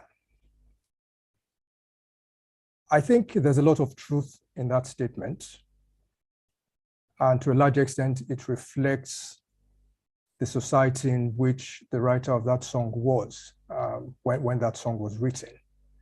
But at the same time, there's a lot more in it than the literal interpretation, even though it starts by saying it's a man's world, but then it goes on to acknowledge that it will be nothing without a woman or a girl. In the same way, Boys to Men Foundation was founded based on a realization that there was a need for dedicated support for young men, based on the realization that a lot of gender-focused support was more around women, and a feeling that men were being left behind. Now, over the years, as we've had many of these sorts of interactions, and we've had many other types of activities and initiatives in the foundation, it's become clear to me, as I'm sure everyone else, it's impossible to talk about men or supporting men without talking about women, and vice versa. And I think, again, it's a reflection of part of what His Royal Highness Emir Sanusi said in his introductory remarks, when he essentially said men and women both account for 50% roughly each of the world's population today. So if indeed we are serious about the advancement of society, we have to pay attention to both men and women. And that's why I was quite pleased to note the direction of many of the conversations this afternoon. So my thinking is, or rather maybe I should say my hope, is just the same way this song called It's a Man's World has become so famous and popular. Maybe in another 20, 30 years, we'll have another song which speaks more to the equality of men and women, which is in a way is implied in that song, but not stated directly. My guess is that yes, there will be in another 20, 30 years, or maybe sooner. It's anybody's guess what the title of that song will be, and perhaps it may be by a Nigerian artist. On that note, I would like to say a big thank you to all of you, particularly His Royal Highness Mohammad Sanusi II, 14th Emir of Kano and Grand Khalifa of Tijjaniyya order.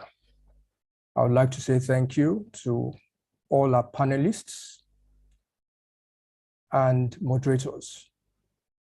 I hope that as you leave this conference this evening, in your own ways, you will continue the conversations within whatever spheres of influence that you have, because it's in so doing that the ideas that we talked about here and we discuss quite often will become more widely accepted and prevalent in society. And I think we each have, each of us has a role to play.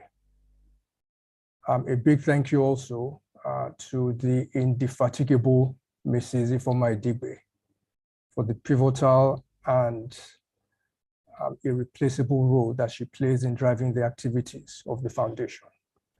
I thank the audience most sincerely once again. Do have a good evening. Thank you very much.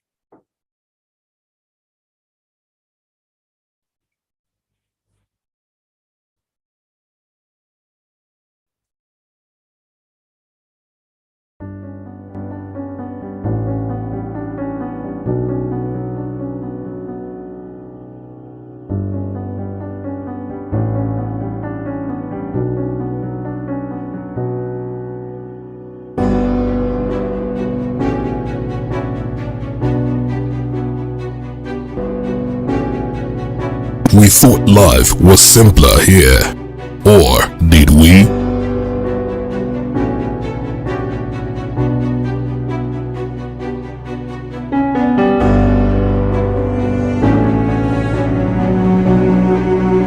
Looks like we made some progress here, didn't we?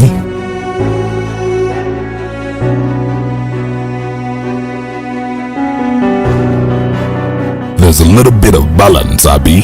Oh, so we thought.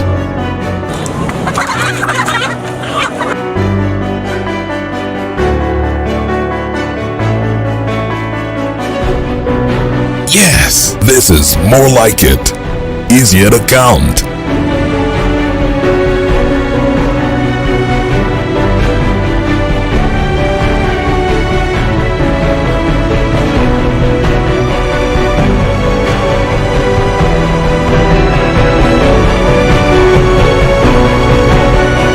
Portable, easier to use. This is definitely it. Talk to me about being cautious. Can it really get any better?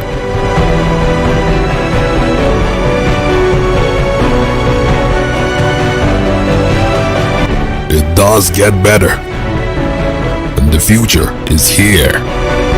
Cardless. Cashless. Contactless transactions are here. We welcome you to the future. Welcome the NQR. The NQR payment solution is a secure platform for business owners and customers to make and receive fast and instant payment. To subscribe for the NQR payment solution, please contact your bank. NQR is powered by NIPS for and on behalf of the financial services industry.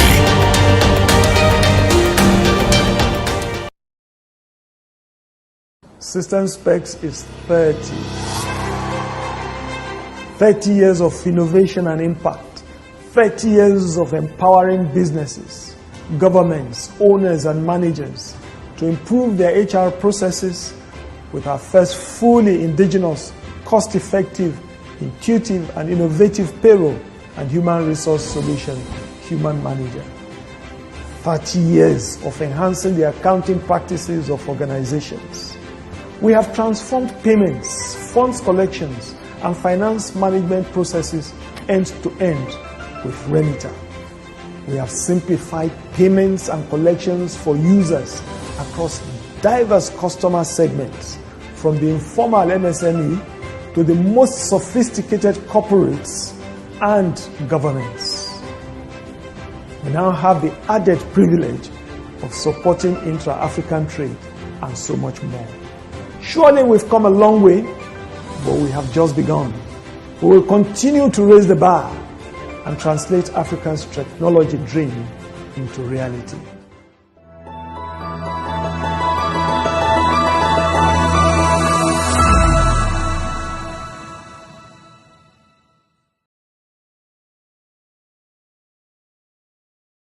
Here's a card we no go give you stress at all.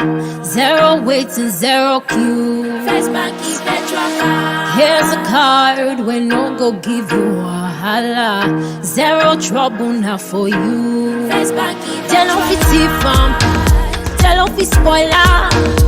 Who won't break 'em? Where you want say now only you get them. Nothing fit do one. Sharp payment not the way. Swipe they go, you know the way. Virtual card with the sweet body. Virtual card with no the shape person. We put you first again. First banking virtual card, we put you first again. Generate your virtual card, we put you first again. First banking virtual card, we put you first again. Just generate your virtual card. For over 6 decades, Bank of Industry has been here, driving Nigeria's industrial development through financial and business support services to micro enterprises, small and medium enterprises, and large enterprises across Nigeria. Leveraging on strategic partnerships, we provide equipment financing, working capital, and support to enterprises in key sectors of Nigeria's economy, including youth and women-led enterprises. Whatever your business needs, starting up, expansion, diversification, modernization, or rehabilitation, we'll be here, always to support you. Bank of Industry, transforming Nigeria's industrial sector.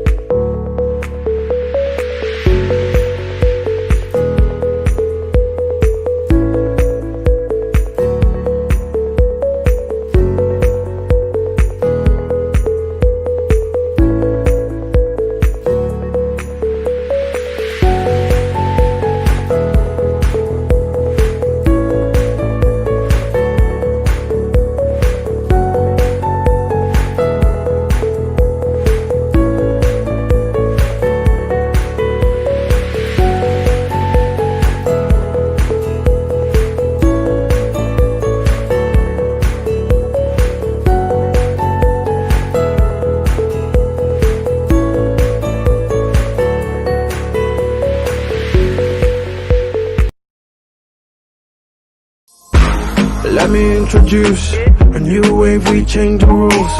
A new app that you can use. Wanna change your life, then choose. Save money and invest. Pay bills when you decide. Safe and secure for you when you need a loan. Request it. One bank for you, one bank for me. So chill and enjoy the ride. Stop the current account on it. One bank. One Bank by Sterling. Open a current account and start transacting.